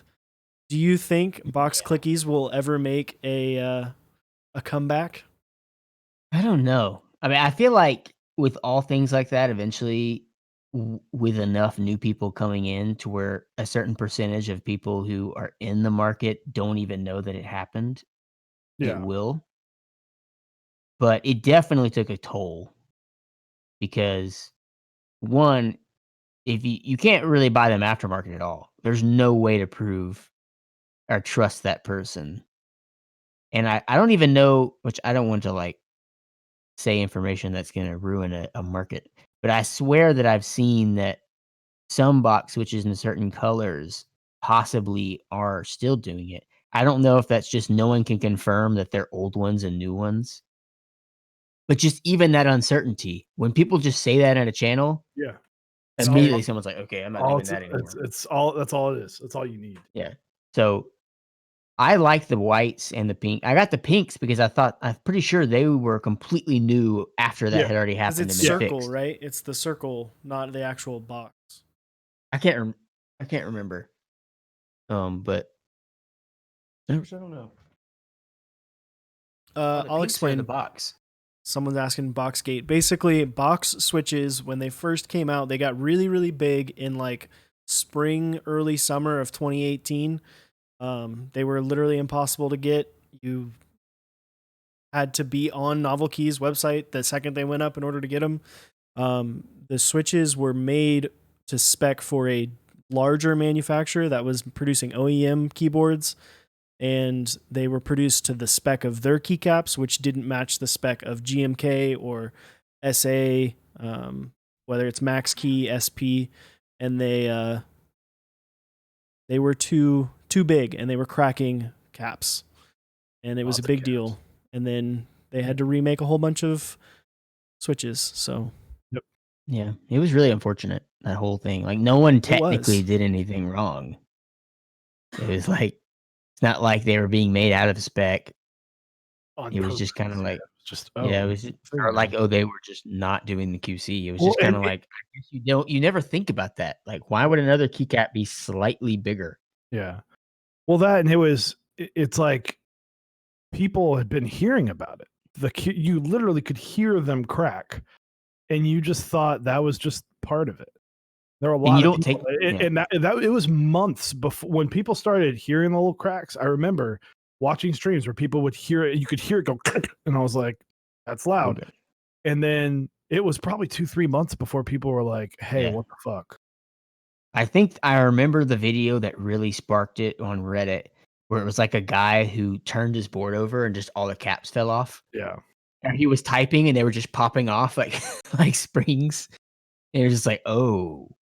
Well, there's the This one isn't that good. Huey did too, where he put SA Lime, which already had other issues. Well, and he that put his was hand on and dragged it. that was And not they just because all- of box switches. That was just because the caps were shitty. Well, the Yeah. caps were shitty, and then Zeal switches are actually smaller. They're actually like Yeah. there's a lot of wiggle. Well, there. Not like V1s a were lot, V2s but- are not. Yeah, V2s are not, but the V1s were pretty open. So because I remember that was one thing where it's like you couldn't go from box to that because then when you crack them, it's going to be even worse. Yeah. So, but yeah, that's what it was. Hooligan 605 did ask to all three of us, what are our favorite linears? Let's let the guest go last. All right. A little suspense for the audience. I'll go first. For me right now, it's JWK linears. Like my visually preferred of them is going to be the H1s because I like the all black. But I'm literally using mauves right now, which is the same thing, just with a lighter spring. What about you, Chewy? Creams 98-gram springs from Novel Keys, heavily lubed, love them.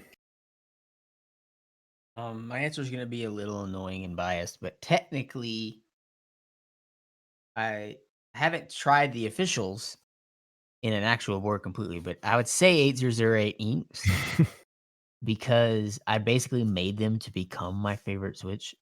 I love black inks and I love yellow springs, so it's just the combination of the two. But black inks, if you want a switch that exists. I mean, to be fair, the 8008 inks do exist. Just they're Yeah, I getting mean, I did manufactured. have some physically. Yeah. Yeah, and Nathan built the board. So, but yeah, I'd say that. I basically made them to be my favorite switch without work Who makes and a things? cool colorway. Who makes things to be their favorite thing? Like who would ever do I that? don't know.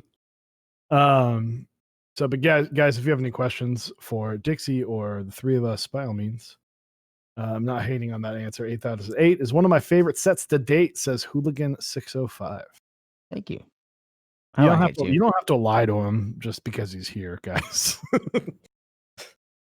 I mean, it is for me too, because like, I don't know. I think a lot of people hated on it at first.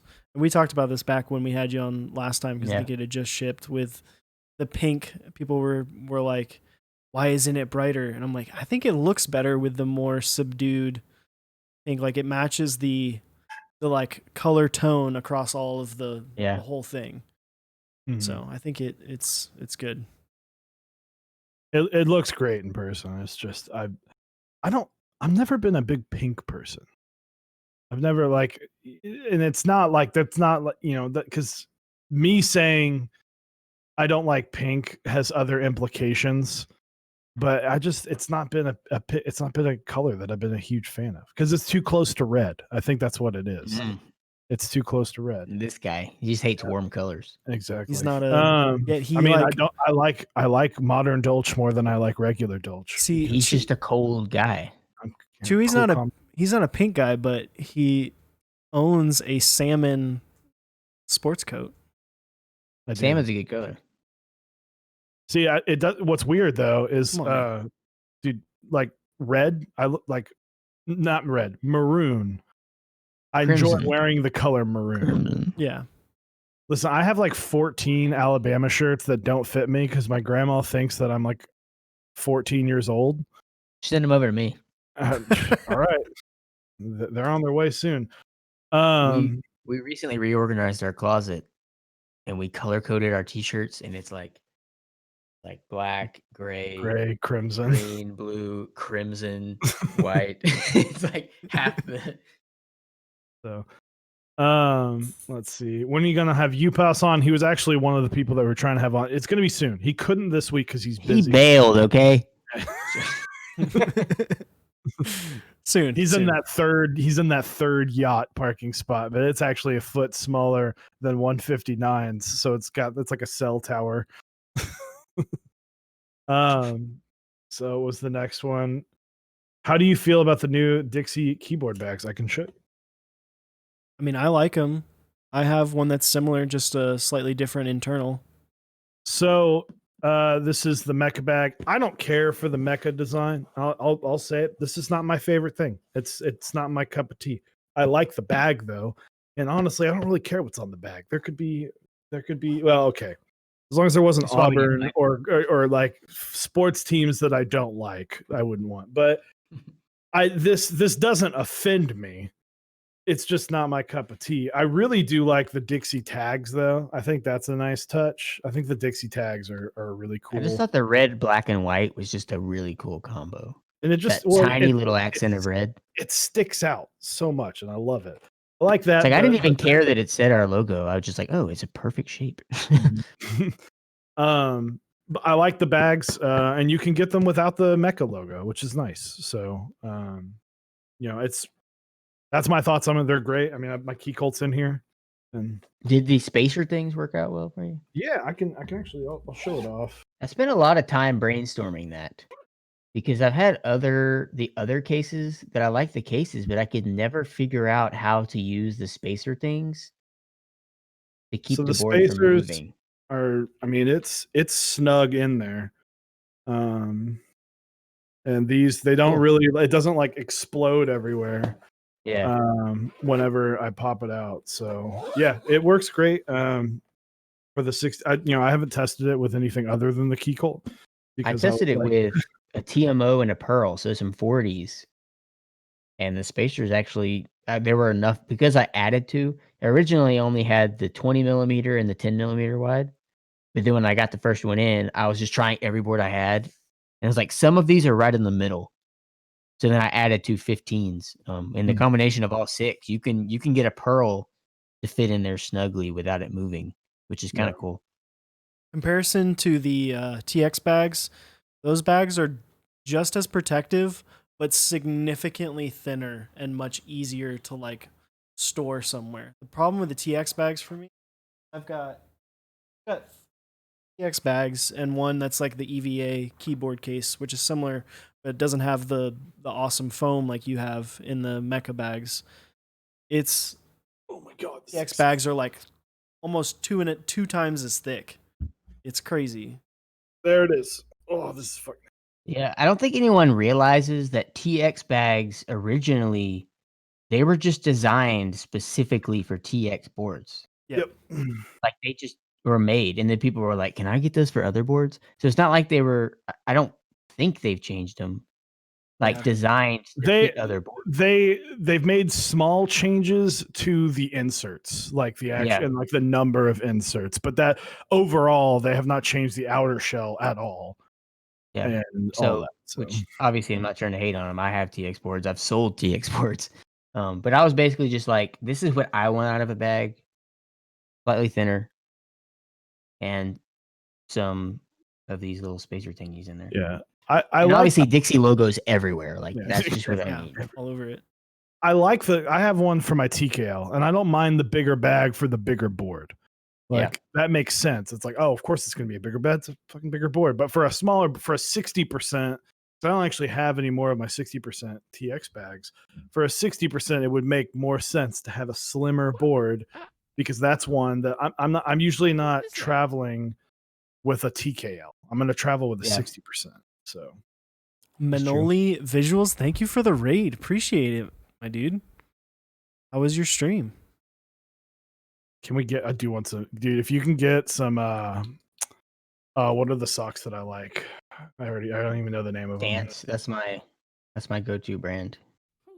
Fuck, what's the name of those socks? Oh, speaking of socks, you're a shoe guy, so I wore some of my shoes you might appreciate today for you. Ooh, which I usually don't wear.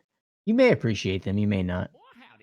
Here, I'm gonna be able to lift it up. Are they also in Laker colors? Because that would really bring the whole. Nope. Ooh, there they are. LeBron Soldier 11s. I mean, you're literally LeBron now. You're broned up. I wore these yesterday. Velcro and everything. But I wore my Rookie of the Years yesterday. I'm trying to wear them more. There you go. These are.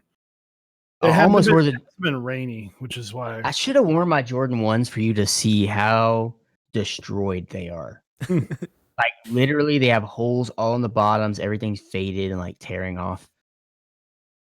Yeah, I wore those for you. I usually wear like regular shoes. I'm rocking some Nike flip flops. There you go. Nice. I'm a Chaco guy usually day to day. Yeah. I mean, I got tattoos on my feet. I got to show them off sometime. Why not when I'm at home by myself? I have tattoos everywhere that you've never seen. Well, I'm scrolling trying to find the brand name of socks that are my favorite, but I'm going to send you these. Dixie, they're literally LeBron James on his feet, on his on the sock. Oh, dang. It's gonna drive me crazy. That would fit perfectly. So Mosaic Dev has a question. What is the proper method of getting permission from a Keycap set designer to use their set on a board render? Hey, can I use your set on a board render? I don't know. I've had some people ask me. I guess I probably shouldn't say that you don't need to get permission. Probably the polite thing to do. But I don't think I've ever seen anyone getting mad. It's nice.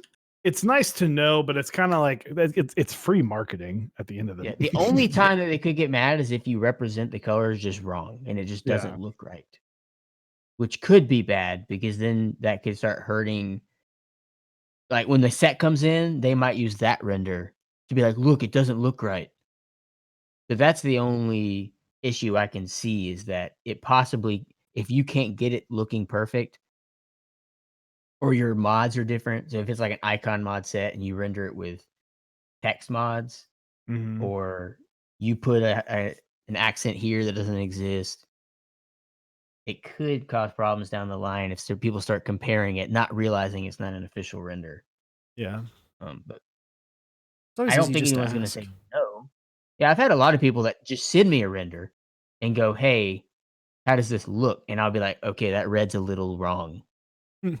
Or it's not, in terms of 8008, it's not gray, it's blue gray. Yeah, a lot of people who haven't seen the set in person don't realize that. They think that it's just gray, and it's blue gray. I have an interesting question that I don't know if you have a spicy opinion on, but as a graphic designer, how do you feel about the Keycap designer Discord and like the emergence of that?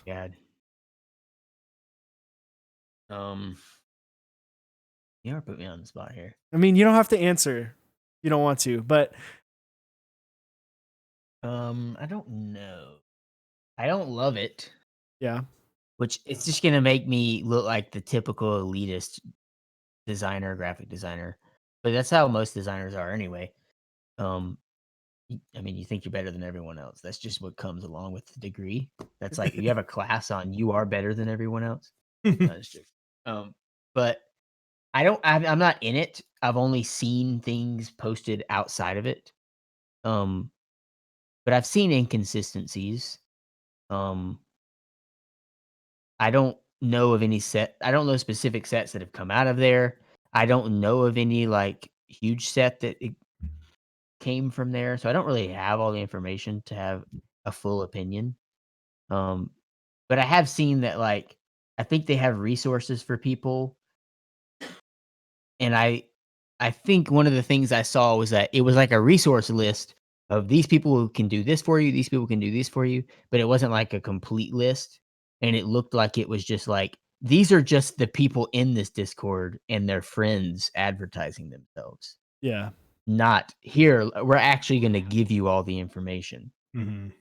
It's one of those things that's like I said, it's just hearsay. It's one of those things I feel like it started with good intentions and then it ends up just like fizzling out and doesn't really necessarily achieve the goal that it was initially set out, and it turns into something completely different. I feel like, like, and that's I don't kind of know of any. Yeah, I don't know of any. I don't really know the right way to say it. Big time designer or like experienced designer in this market that's in there. I don't know, which means from that initial thought of that, who is giving these people the information if it's not the people that know what's going on? Is it just this guy told me this, or I heard this from this guy, and now this is how things need to be done. So I don't really know. I haven't gone in there to investigate because I don't really care. Honestly, Yeah. it's like, Well, but typically when you go, I've found this in Discord. When you go looking for information to see if it's worthwhile, you don't wind up with any good information. It usually just puts you in a bad mood. You wind up yeah, I mean finding that shit that Discord to pisses you me, off, and yeah, you're just like, whatever. it just sounds like a designed by committee key set factory. Mm-hmm. Yeah. Like everyone in there, I don't know, but from an outside looking in, it seems like someone goes, "I have this idea. Everyone else give me better ideas," and then they all design it together. Possibly, that's how it seems to me. If it's a big Discord full of people, Which is cool, like but the way that I do it is, I have a trusted group of small people that I ask opinions from, yeah. Mm-hmm. and if they say this sucks, I'm like, I don't give a crap. I like it, but it's not like let's all design this together, It's, because designed I by feel like when you committee. get that many minds, it just becomes mush. Like only so many. Like I can't remember who I was talking to about it the other day, but I was like, there's a lot of things that I like as far as like branding styles. I like this style branding. I like the edgy branding. I like the really clean branding. I like the vintage branding, kind of like we have. But then it's like, just because I like them all doesn't mean they all go together. So you have to make the decision that this is really good, but it should not be used like this with this thing, which Yeah. is where design by committee fails. Because like this guy's like, I really think that this thing should be in there, and like, okay, so we're gonna put that in there. Or I really think that this should go in there. Well, these clash, but those two people said that they should be in there. So that's why a lot of times you'll see things that start out really, really good, and then if they just start changing things because people told them to change them, people will start being like, oh. That's why you can't always listen Kinda to Geek Hack, like the Google forms that people used to do for Yeah. interest checks. Like you can't always listen to what I people think say it's because very it doesn't matter. important. It's very important to take in all the information, Right. because almost every interest check form I've had, there's been a few things where I'm like, oh, that's how it should be. That's a good idea. But then there's a lot of stuff that's just like, no, I don't. It's fine that you think that way, but I'm not going to change it. Like Redline, I swear there were probably 10 comments that said the alpha should be higher contrast. I'm not buying it. And I was like, well, that's fine. I like high contrast alphas, but that's not what this set's supposed to be. Mm-hmm. I would have made it that way if I'm not just going to change it because that's what 10 people like. If you don't like it, then just don't buy it. But you can't get everything to change to become what you like, because then everything's just going to become meh and not great. Yeah, because if you do it for the 10 people that said they like it this way, you lose 10 people or maybe more that were like, wait, I liked it like that. You know, it flip-flops. And then for me, it's like, there's no point in me even doing it if the alphas aren't that way, because that's the whole point. What I loved about the colorway was the alphas. So it's like, but I'm glad I got the information. Yeah. I mean, can't hurt to get it, but you got to know what to not listen to, which is a lot of people that they're just really nice. They're like, well, I can't tell these people no. They want to buy the thing that I'm making. So obviously I want to listen to them, but it's like, having a backbone, I guess, isn't bad. Like, you're not a douche. Yeah. If you just go like, nah, When thanks, but no. When I look at interest checks on Geek Hack now for like key sets, the thought I have in my head is, would this have been able to run in 2017 and 2018? And if no, I'm like, if I think no, then I'm like, this probably won't do well. This probably is not going to do well, because those sets that would have done well in that time, back in 2018, 2017, when we only had one or two a month, are the sets that are like classics now. You know, your Olivia's. And like, they hit 500 in 2017. That's like a 3,000 these days. like I remember when we hit 500 on 9009 round 2, it was like, holy crap, we're one of the best selling sets ever. And it was our first one. It was like, this is crazy. And now it's like, well, you only hit 500 and like a little peasant? Like, that doesn't even exist. Yeah. 500 is like, oh, that was a bad set at this point. It was a rough month. Shout out to SA Dual Shot. 7 Sakura May leaves. What are some of your favorite discords? I don't really leave mechs on deck. I don't it's not that I don't like talking to other people. It's one, it can be difficult, and two, it can be difficult to keep up if you're like trying to keep up with a bunch. But then I also feel like it's weird if I'm only talking in another person's Discord and not the Mechs on Deck one. I try and talk in ours, but even then, there are a lot of times where I'm just like, there's a lot of times. I mean, we talked about hobby fatigue recently. There are a lot of times where I'm like, I don't really want to talk keyboards right now. And now that I'm back at work, there's just less time where I'm like, I don't. People ask me questions. I'm happy to answer questions. People will ping me and go, hey, what are your opinions on this? And I will chime in on conversations. But, for 4 hours a week, I'm having in-depth verbal conversations about keyboards and then streaming every other week, another 2 hours of in-depth conversations about building keyboards and all that. And then I talked about keyboards a lot in my free time. But then sometimes I'm just like, I just need to take a day of like, let me not talk about, like, Thursdays. I don't talk about keyboards after the 2 days. Limits. Well, because it used to be Monday, Tuesday, Wednesday was stream. And I was like, I'm not talking about keyboards on Thursday. I need one day. Can get exhausting. I mean, it's a very repeated phrase, but like, even though it may not even be some content creators' full-time job, it's still a job that you put a lot of time and effort and work into. So it's like when you take a hobby and turn it into a job, it's almost inevitable that it's eventually going to become just a job. And you're not going to enjoy what you originally enjoyed of it. But some people, it'll ruin it and they'll be done and it's over and they leave. And then I guess myself, I just shifted to loving a different space of the space. So I'm no longer like loving sitting in Discord chatting about it all day because I've said everything there is to say. Yeah. And at this point, all it is I like that said, I don't like it. So it's like I'm now in the I just enjoy creating things. I live for the weeks that have spice. When the episodes write themselves, like whenever the whole Glorious Panda shit happened, I was like, oh my God, thank you. I think that's why drama is so popular. Yeah, because it's something different. It's something when like people spend every waking moment of their life talking about the same thing. The moment something is new comes in, now I'm actually invested, and I grab onto it, which I try not to. I definitely follow it. Yeah, I try not to get into it, but I mean, it's hard. I mean, it's just like watching TV. I mean, or when something crazy, some scandal happens, some person that some celebrity that you always respected comes out and they did this horrible, they robbed a bank, and you're like, what? You're gonna be glued to the TV. So it's like. But yeah, I'm more moved into the just creating products. Yeah. Part of loving it. Because you used to even know if it used to be real active in Discord. Yeah, I was a lot. And I kind of dialed back one because I felt like it was just creating more problems. I was more of a target when I was always there and on people's minds. Like I always wanted to be the vendor that I'm just one of you. I always liked that because I technically was. So I was just in there with everybody else. But then I feel like I wasn't just the same as everyone else. And I was like more of a target because I was always on people's minds because I was always right there. They saw my name. So I felt like when I pulled back a little bit, some of that fell off.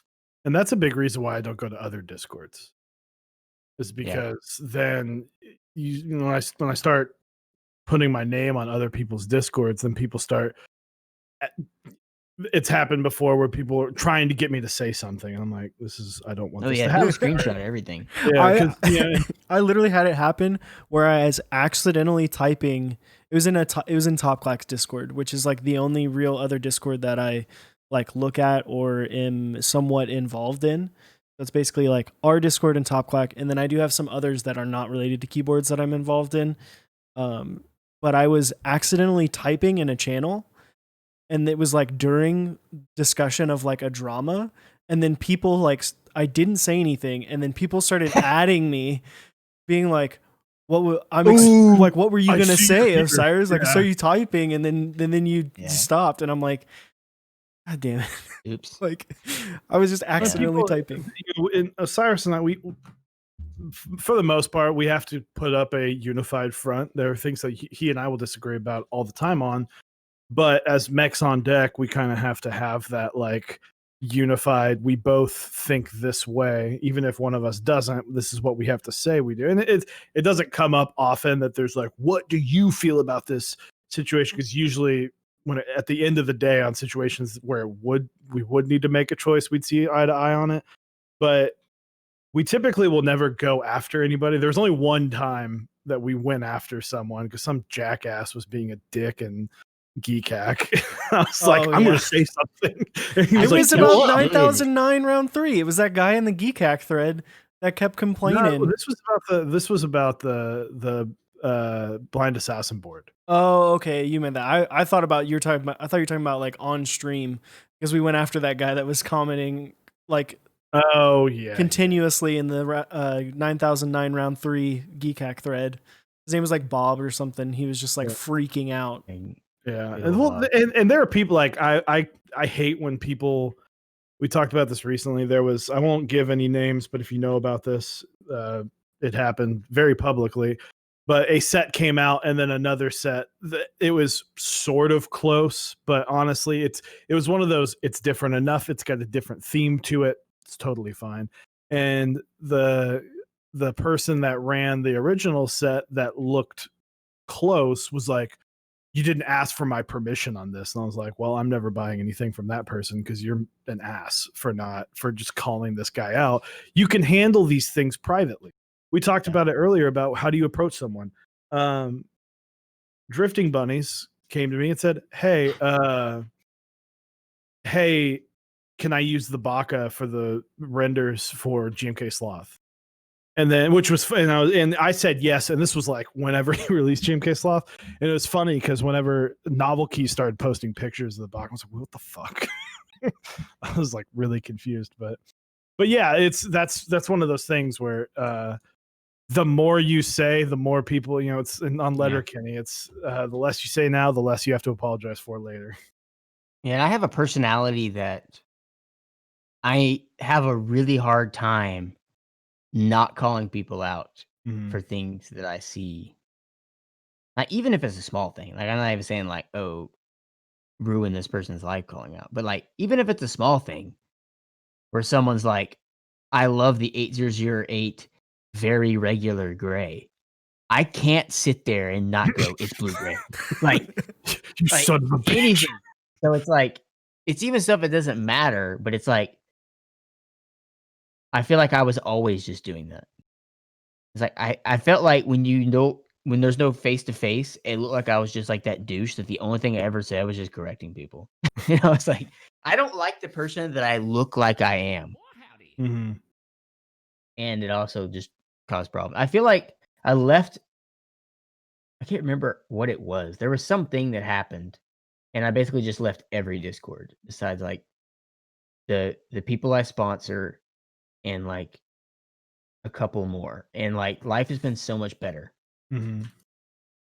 because I had a really bad habit of searching my name and things. Yeah, like I wanted to know what people thought about me. That's and nothing but trouble. Like, 90% of it is people just hate me, and I'm like, and when I read it, I'm like, oh, it's no big deal. But then I could tell that it was taking a toll, and I didn't realize it until I wasn't doing it anymore. It festers. So I've done that. It's been a lot better when I like pulled back and just because well, you find the few that are like, yeah, I love mechs on deck. Like those guys are great, and then usually like after that, then it's like 6 different people being like, fuck those guys. It's like very dramatic. Then you start going like, what did I do to you? You don't have to watch the content. Yeah, it's like he's running a Mecha mat in a different color. Screw that. That's absurd. I'm like, what? Anyway, it's not that big a deal. My favorite, my absolute favorite drama I think that's happened in 2020 was the Burgundy X. Oh yeah. Oh god. Like, why was that Was a that thing? one? Why was that a That thing? was Why was that a because- issue? How dare he Because it was release me. with an X? And I was like, because it's him. It's not like Damn you, Dixie. and I guarantee you, he's not taking money away from the designer. He's not fucking taking money away. That He's one was literally an accident. Like, it was literally like we just used the same render file from DualShot, I think, or something like that, and just forgot to take it out. But it was this huge thing that was like, he's forcing it on the designer. Yeah, so the Like, I even Burgundy had X, designers that asked me if I wanted to add it yeah. to their set. And I was like, no, we're definitely not doing that now. So the But, Burgundy Like, X, it was always, yeah. if you don't mind Oh, holding yeah. up Explain. your dual shot, Osiris. Oh, yeah. Dixie yeah. has the X on the Dixie logo. It's a cap that has an X on it. And so people were upset because Dixie did not design GMK Burgundy. They were upset that he added the X to the kit accidentally. And so people thought that it was too, like, it was very selfish and blah, blah, and I'm like, but it's one cap, which I don't know. I don't know the vendor. I don't know GMK. I don't know how that works, but I seriously doubt one cap is going to just ruin profit margins for Well, GMK. he says, can you explain the origins? The X is just the X from our logo. Yeah. It's just an alternate logo that we've used that fit on a keycap well. But we basically used it in anything that I designed. I put it in there. It was just kind of like a little. This is a way of showing that it's a Dixie branded set, or Yeah. we designed it. And So guess it was what? really And only you- supposed and to you go don't in have the to sets do that we designed. Yeah. You don't But have- people, like, they were saying that I was like trying to take ownership of Burgundy. He didn't design it, but now he's marking it with his logo. And I was like, it ended up being some pretty good marketing. It's true. on A lot of accident. people Hey. knew about Burgundy after that. But Any yeah, it was person just press. completely an accident. But why does Redline not have the X? Well, I don't know. The kit was will. already big. Like, Redline has a really big half base kit. True. Yeah. Like, it if you does. notice, Moto Light, Moto, and Minimal, we had a base, like a very standard base kit, which I'm just interchangeably using the word standard and base. It was the minimum amount of compatibility that kind of covered all the boards. But we also had an addition kit, Mhm. which took like the alternate 65s, the alternate bottom rows, the alternate caps locks, and put them in their own kit. I didn't want to do an addition kit, but those keys still needed to exist. So I just left them in the base. So usually when you have a half base kit, all that stuff is left out.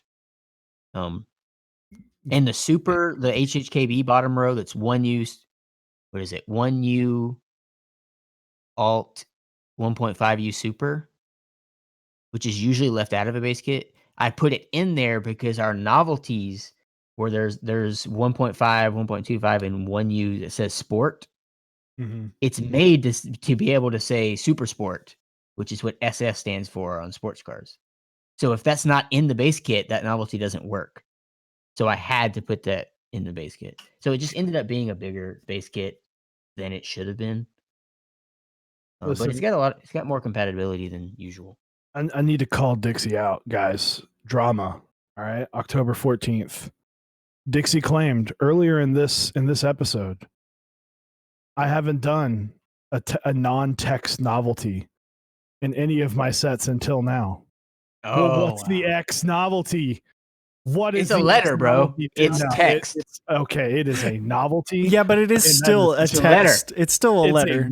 That's not text. That is not text. It's- And you know it. It's It's still a literally letter. the X in our logo that spells a word. But it is not text.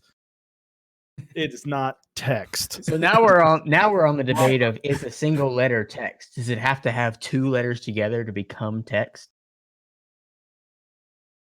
No, It because doesn't- then what would all of the alpha keys be? Exactly. Custom font letter though. That's novelty. Drop. So, yeah. Just get your story straight, Dixie. All right. But yeah, but like, I've had designers ask me, "Hey, you want to put the X in there since you're running it?" And I was like, "No, because I didn't design your set. No, because I don't want to have to respond with a screenshot of you sending me this to everyone who gets mad. Yeah. I can't remember who it was that I literally had to do that. And I think it was on Burgundy. It was like said that I forced the center mods on Coco for Burgundy, even though he already came to me with that off the bat. Like I didn't even suggest it. People are Yeah, like Modern Dolch Light and Modern Dolch 2 is like a collaboration. Like Modern Dolch Light, I technically designed, and Jan was the secondary designer. Modern Dolch, Jan designed, and I was the secondary designer. But both of those were like were collabs. Mhm. And then Minimal, Jan literally just put it in there. Like I didn't even ask. I think it's in there. Yeah, I was think just it kind of is. like, I don't even know if that should be in there. Like, but no one said anything. Of We're course. over it. All I know is if I ever design a set and it's lucky enough to be run by you, I'm gonna force you to put an X in there. No. I'm gonna force it. But I won't make some drama. They forced my own logo on me. When are we gonna get you know how we just had the B kit, the B caps? When are we gonna get the X caps? Or like the don't know. salty caps? Like we got the Should we put an R4 one to replace the regular X? so we got the Yes. salty caps in the carbon set a long time ago. When are we gonna get the X? I like those. Like I'm saying like at the end of the year, do an X in each colorway that you did that year. I actually thought about. I almost did that last year. That'd be I cool. want I literally had a render made up with every set I ran in 2019, and I was going to run like a small add-on kit with one. Except I was doing the heart because I like the heart better. Well, I think the heart would look cool too. Yeah. But I never So- did it because I was like, no one cares. Nobody wants this crap. I would buy it. Yeah, it would be like you could do some really cool packaging around that too, like a custom like year in review box. That would be pretty sweet actually. That's kind of what it was. It was like, here's all the sets we ran, a celebration, one of each color. Mm-hmm. And I even did Magic City because I needed it to be a nice even 12. Yeah. So, and that one was probably my favorite one. But we'll never see it. At least for 2019. At least in 2019. So, guys, if you have any more questions, let us know. Real quick, though, I want to go through our awesome and amazing sponsors. Switchmod.net/Mex on deck for 4% off your order. He does do lube drops every day. You just got to, I would just head over to the Discord. You can find the Discord link in the website. But he's also got some springs and some stickers in stock, so go check that out. You get a project keyboard with mexondeck.project.link. Gmk Noir is running right now. Go check out that set run by Apiary, good friend of the channel. Canonkeys.com/mexondeck for GMK Red Dragon, the next line in the avatar list of keycaps, as well as some other PCBs in there as well if you need to get in on any of those. And then, of course, DixieMech. You can go to mexondeck.dixiemech.com right now.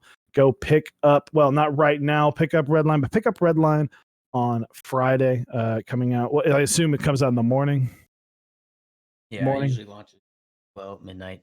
Okay, so check out on the 16th. Check it out, Redline. So as well as the desk mats on there. And do we have any idea when the keycap boxes are coming back? Yeah, The they'll storage be. bins. The I storage. think I bin, technically yeah. in our newsletter said it would be this week. Like they've arrived. It's just Getting them sorted. Yeah, I gotta buy more of yeah. those Like things. we bought twice as many as last time, so we had to like count them and prepare them. So it took a little longer. So it probably won't be till next week because we're preparing Redline and all that. So Yeah. it just kind of got pushed. So those, keep an eye out for those boxes, as well as the Mecha bags at $37 and $35. Those are in pre-order, so you don't have to fight for them. So be sure to check all that out. And then we also would not be able to do this without our awesome partner Zap Cables, who makes the best cables in the business. Type Beast is typebea.st for an awesome newsletter in Smith Rune. Check out their website. You can get some awesome apparel, and keep an eye out for the Iron 180.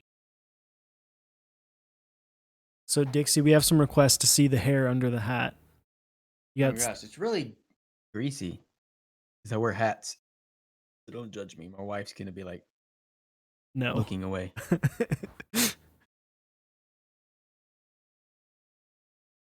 Here we go. There you go. Boom. We should. I almost want to like go back on our streams and do side by side because I think you've been growing your hair out for the entirety of Mechs on Deck, so we can go through the stages of the length of your hair. That's right. I don't You think know, I've cut it first time. You know what's crazy? This is no shit. Since we started Mex on Deck, I have not had a haircut. Yeah, Because I usually get my haircut every March. And I was literally during spring break, I was like, I'm gonna go get my haircut here in like a week. And then it was the quarantine. world shut down. So that's how it be. Dodo. I'm not associated with the military. That was just the guy that we bought the property from. Had them up, and they were really high up, and we hadn't taken them down. Quilden asks, how did you become a Lakers fan? I talked about it earlier. I'm really just a LeBron fan because I'm from Alabama. We don't have any professional teams. So as a child, I just chose LeBron as my guy. Kind of followed him. Zoomwall, I maintain, but I actually have been keeping it a lot longer. And I maintain. I used to like trim it, up to here, and then just it would grow out, and then I'd do that. But I just stopped. I realized that so beards can only, that some people, myself included, your beard will literally just stop growing. It will reach a maximum length and just stop, and you'll get stragglers. So I kind of keep the stragglers at bay of the ones that are like, we're going for gold. And then I trim my neck up because that gets that's not even beard hair. It's like weird and long. And I'm just it's like the baby hairs. Hybrid hair. Yeah, the weird hair that's not like the same texture or the same color. And then I'll kind of keep my face clean. But outside of that, I just, I literally have not been clean shaven in almost 10 years. So, But Dixie, what's your favorite football team? No, I don't care about pro. I just follow Alabama players. So I watch the Falcons or the Titans sometimes. Oh, did you see though? Did you see Josh Norman get literally manhandled the other day by Derrick Henry? Derrick Henry threw the best stiff arm, better than any stiff arm Marshawn Lynch has ever thrown. He threw the best stiff arm I've ever seen in my life, and he did it on Josh Norman of all people. Dude, that's a beast. People freak out about what was the linebacker this past year, that Isaiah Simmons, like how fast he was at the combine. And I'm like, you're talking about Isaiah Simmons. You got Derrick Henry in the league, who's literally just a middle linebacker that's somehow fast enough to play running back. Huge. Yeah, it's crazy. But Alabama football, if we're gonna say favorite football team. What's your favorite question to answer as a vendor? Asks Objective Lazarus. I feel like if you have I guess my favorite question would be a question that I don't get asked. Yeah. Kind of weird, because if I keep the same question over and over again, it doesn't become your favorite. Do you expect where's Dracula? That's my favorite question. Where's Tara? Yeah. Where's Tara? I mean, why is significantly already done? Significantly less people care about where Tara is than Dracula. No one's ever asked me where Tara is. Except it's me. Literally only 1 month newer than Dracula, and no one's ever asked. I hit up. I bother Ren about it every now and then. I'm like, "Love, dude. That's that. Almost coming up. I know it's GMK. Like GMK is. Yeah, both samples. Dracula and Tara are only on the 3rd round. It's on. And like Mizu also took 3 rounds. Mm-hmm. And it only took 3 months to do 3 rounds in Mizu last year, and it's taken a year to do 3 rounds. So, yeah. How often do you swap your? Sorry. Go ahead. Doesn't matter. How often do you swap your desk mat at your workstation? Me personally, not very often. I forget. I typically don't. I have my home sweet home mat, which is my build mat, which is I'm surprised it's still not there's not just a hole burnt through it, but there's a lot of solder burnt into that mat. Right now I'm on the Bingsu Stripes. My favorite of all time is Hexagon Dark. I need to get pictures of the Zyko mat before I start using it and dumping crap all get over ready. it. I basically only change mats when we get like a sample in of a new one, and I just set it down. I don't use mats, so I'm excited that you have the little bags that come with it. So I have somewhere to put it when I go put it back on. When you go to not use it. Yeah. Because I'll use them during streams. Because I like they do look nice, right? That's the aesthetics of desk mats is always been undeniable, but I don't also like them. It helps protects the board from a hard surface when you're building it. I don't prefer them for actual day-to-day use. I like my Zowie GSR mousepad. So like what you like. Mosaic Dev, Dixie, any plans for a mat that you can use for a soldering station? No plans. Back in the day when I was running Mecha mats on drop, I wanted to run not necessarily those soldering silicone things, but I wanted to run like a self-healing mat. Yeah. That was like custom keyboarded thing, but I just never did Those it. things are crazy. The self-healing mats. Those things are like weird. It's made for like cutting, but they're very durable. Yeah. So, but I just never went along with it. It seemed like something that was not worth the time. Is that a gold Bower behind you? Yeah. Had a couple people ask that. It's a rose gold Bower. Ooh, fancy. Bower 2, technically. Oh. Fancy schmancy. Oh, another thing that I forgot to say new about Bower 2 is I got some charcoal gray custom colored feet. There you go. Not just black. Fancy. Just to kind of mesh better with colors. Hmm. I cannot confirm or deny if this is one of the colors. You have to wait. Gotta wait and find out. 2 more weeks. What kind of Hot Pockets do you eat? Garlic crust pepperoni. I had that answer. All right, there it is. You were of all the questions, you were the most confident ready. about that. You're like, it's not even. I've thought about this. Like, not that buttery crust. You need the garlic crust. Supposedly the butter is crispier, but you gotta have that garlic. I don't think hot swap Bower should ever exist. I don't know if you plan on that, but you can't. Gaskets plus hot swap is not really like a good combo. Yeah, I mean, it's not out of the question. I don't know if I would ever do one where I change the design to hold the PCB in place, because that kind of negates the entire point of it not touching anything. Mm-hmm. But if I ever did one, it would just be like, you're going to have to take it apart every time. Yeah. But it's still, you don't have to desolder. But yeah. I feel like some boards, it's like you it's kind of this sounds very gatekeepy, but there are some boards where it's like, this board is nice enough. Like the JL1 should never be a hot swap board. Yeah, that was my thought of not offering it. Is people who were gonna buy this board are fine with soldering it. Yeah, fine with soldering it, or fine with spending the money to send it to someone to build it, rebuild it, maintain it, all that. Yeah, I mean, it's not out of the question. I'm not gonna say I'll never do it, but I'm not gonna change the design to be specifically for hot swap. Yeah.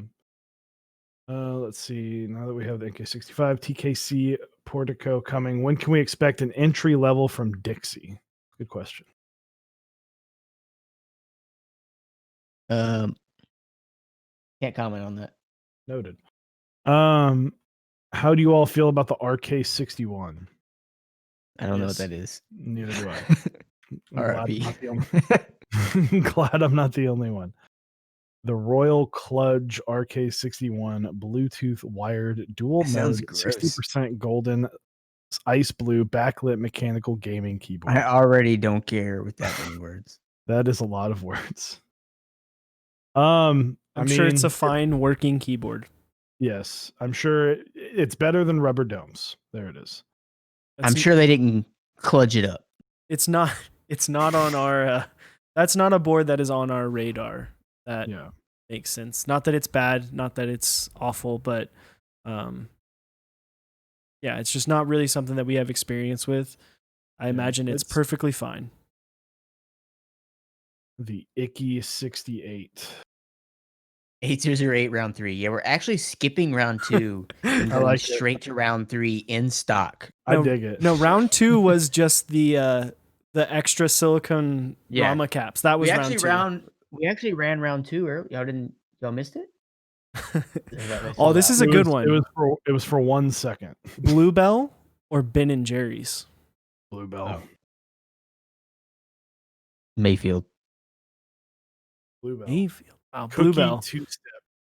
Yeah, Bluebell all the way. Mayfield. Number 1. But Icky 68 looks like another. I mean, I'm just looking at the one picture that I see. It's a cool little layout, but not for me. I don't know. Ooh. It's a board. The badge is kind of cool, but it's not. It doesn't do anything for me. Android. At this point, like boards that have numbers in the names, I just like move past. Yeah. Like, I don't know why. It's like every board on Earth is like something 65, and I'm like, okay, what different could there be about it? I always vowed to never have like the number that indicates the size and the name. Whatever. So we've had a couple questions about this. With the new machines from GMK, do you expect their turnarounds to kind of tighten up a little bit, shorten them out, get back to the old reliable GMK of 2018 and before? I don't know. I mean, expect versus want. Obviously, very different. I very much want that to happen. And I'm pretty sure at the beginning of this year, they said that they expected it to happen by the end of this year, which hasn't happened. So I don't know. At this point, it's when it happens, it happens. But I don't know. I can't personally make business decisions based on them saying, oh, it's going to be by this point, because I don't know. But yeah, I obviously want it to happen. I think if it can happen, a lot of good things can come with that. Absolutely. Like vendors could start stocking sets if it only took 3 months. That'd be amazing. But well, Dixie, thank you very, very much for joining us. I'm glad we got you. You scared us the first like 10 seconds of us about to start. But thank you very, very much for showing up, guys. Redline coming out here in like 26 hours. Dang, I got a lot of work to do. Sorry to put that number on you, but always welcome. Always a pleasure to have you. We'll get you that 5 timers club soon. Yeah. Of something, because I'm pretty sure I think Lang is close.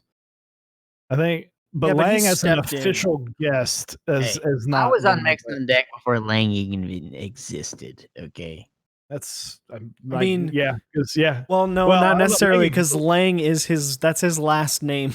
So okay, keyboard version of Lang. He's he's over 30 years old, but yeah. When I actually don't know if it's true. I was just guessing. I don't know when Cafe was IC'd, but we first had I do. It was like June because I was originally going to run it. Well, then technically, because you first came on in July of 2000. Ooh, it was very close. So it was close. It was close. But thanks, guys. Thank you for all the questions. Thank you for all the new followers, especially Spooky Boy 9702. Solid name. Solid name. Everyone asks how old Teja is, but nobody asks how old Dixie is. He's 23, obviously. Look at him. Nobody likes him. Yeah, no one cares. So, but guys, thank you. Let's take this. Let me see who we got on. Bueno Builds. He's nice. He's a nice guy. He's a cool guy. So we'll throw it over to Bueno Builds. Let's give me just 1 second. I'll get this going, and then what are we gonna say? Bueno is actually off. Okay, then never mind. Bueno came off already. Well, it shows up that he's on. I guess it just happened. Great. Favorite LeBron shoe? That's a hard answer. So many. we've got another one going. They're looking at some retro toys. I'm down for this important research. Sounds good. Important research.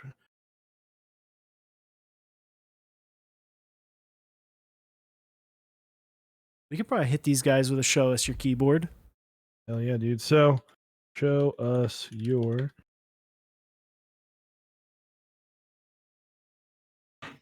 But yeah, so there we go. And thank you again, Dixie, for showing up. Really appreciate it. And good luck on Redline. Good luck with the Bauer 2. And buy a Switch tester. Yeah, roll tide.